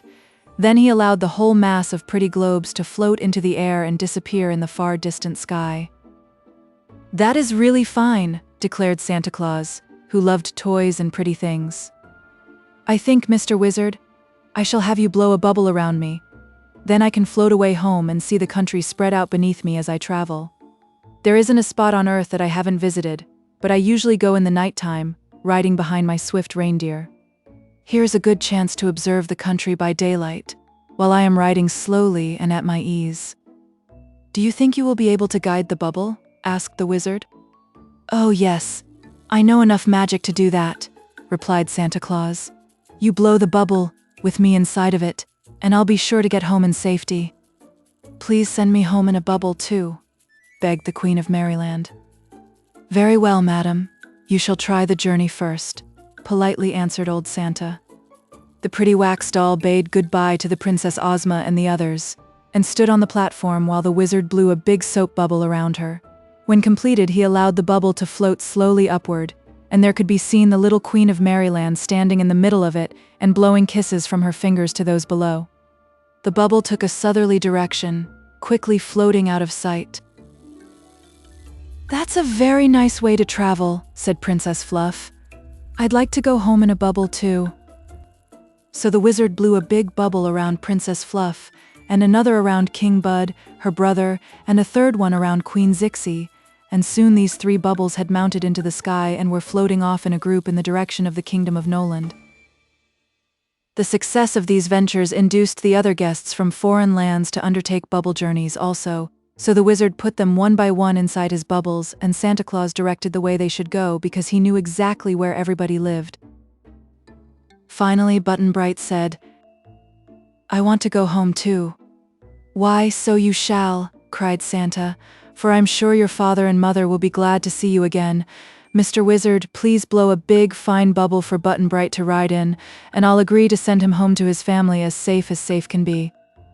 "I'm sorry," said Dorothy with a sigh, for she was fond of her little comrade. "But p'raps it's best for Button Bright to get home, 'cause his folks must be worrying just dreadful." She kissed the boy, and Ozma kissed him too, and all the others waved their hands and said goodbye and wished him a pleasant journey. "Are you glad to leave us, dear?" asked Dorothy a little wistfully. "Don't know," said Button Bright. He sat down cross-legged on the platform, with his sailor hat tipped back on his head, and the wizard blew a beautiful bubble all around him. A minute later it had mounted into the sky, sailing toward the west, and the last they saw of Button Bright, he was still sitting in the middle of the shining globe and waving his sailor hat at those below. "Will you ride in a bubble, or shall I send you and Toto home by means of the magic belt?" the princess asked Dorothy. "Guess I'll use the belt," replied the little girl. "I'm sort of afraid of those bubbles." "Bow wow," said Toto approvingly. He loved to bark at the bubbles as they sailed away, but he didn't care to ride in one. Santa Claus decided to go next. He thanked Ozma for her hospitality and wished her many happy returns of the day. Then the wizard blew a bubble around his chubby little body and smaller bubbles around each of his rills and nooks. As the kind and generous friend of children mounted into the air, the people all cheered at the top of their voices, for they loved Santa Claus dearly, and the little man heard them through the walls of the bubble and waved his hands in return as he smiled down upon them. The band played bravely while everyone watched the bubble until it was completely out of sight. "How about you, Polly?" Dorothy asked her friend. "Are you afraid of bubbles too?" "No," answered Polychrome, smiling, "but Santa Claus promised to speak to my father as he passed through the sky, so perhaps I shall get home an easier way." Indeed, the little maid had scarcely made this speech when a sudden radiance filled the air, and while the people looked on in wonder, the end of a gorgeous rainbow slowly settled down upon the platform.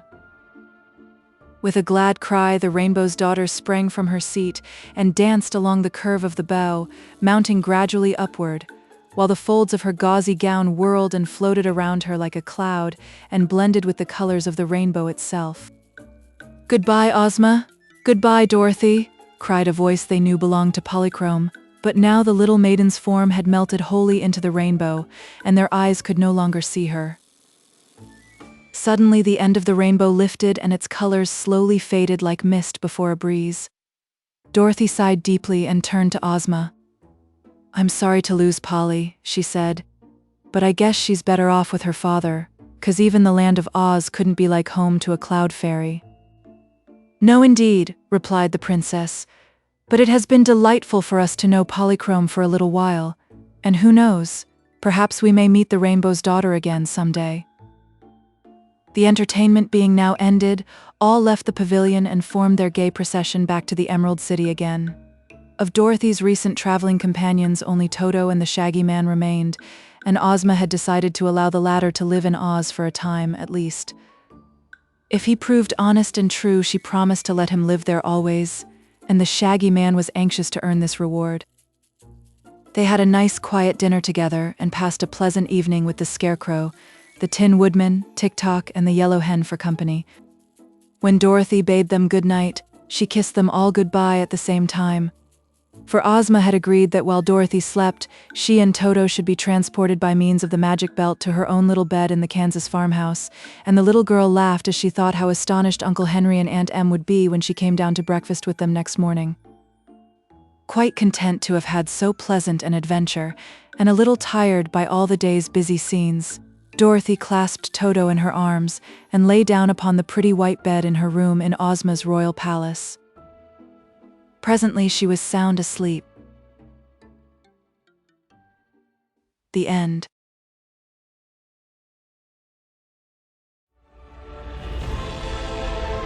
A whole galaxy to go.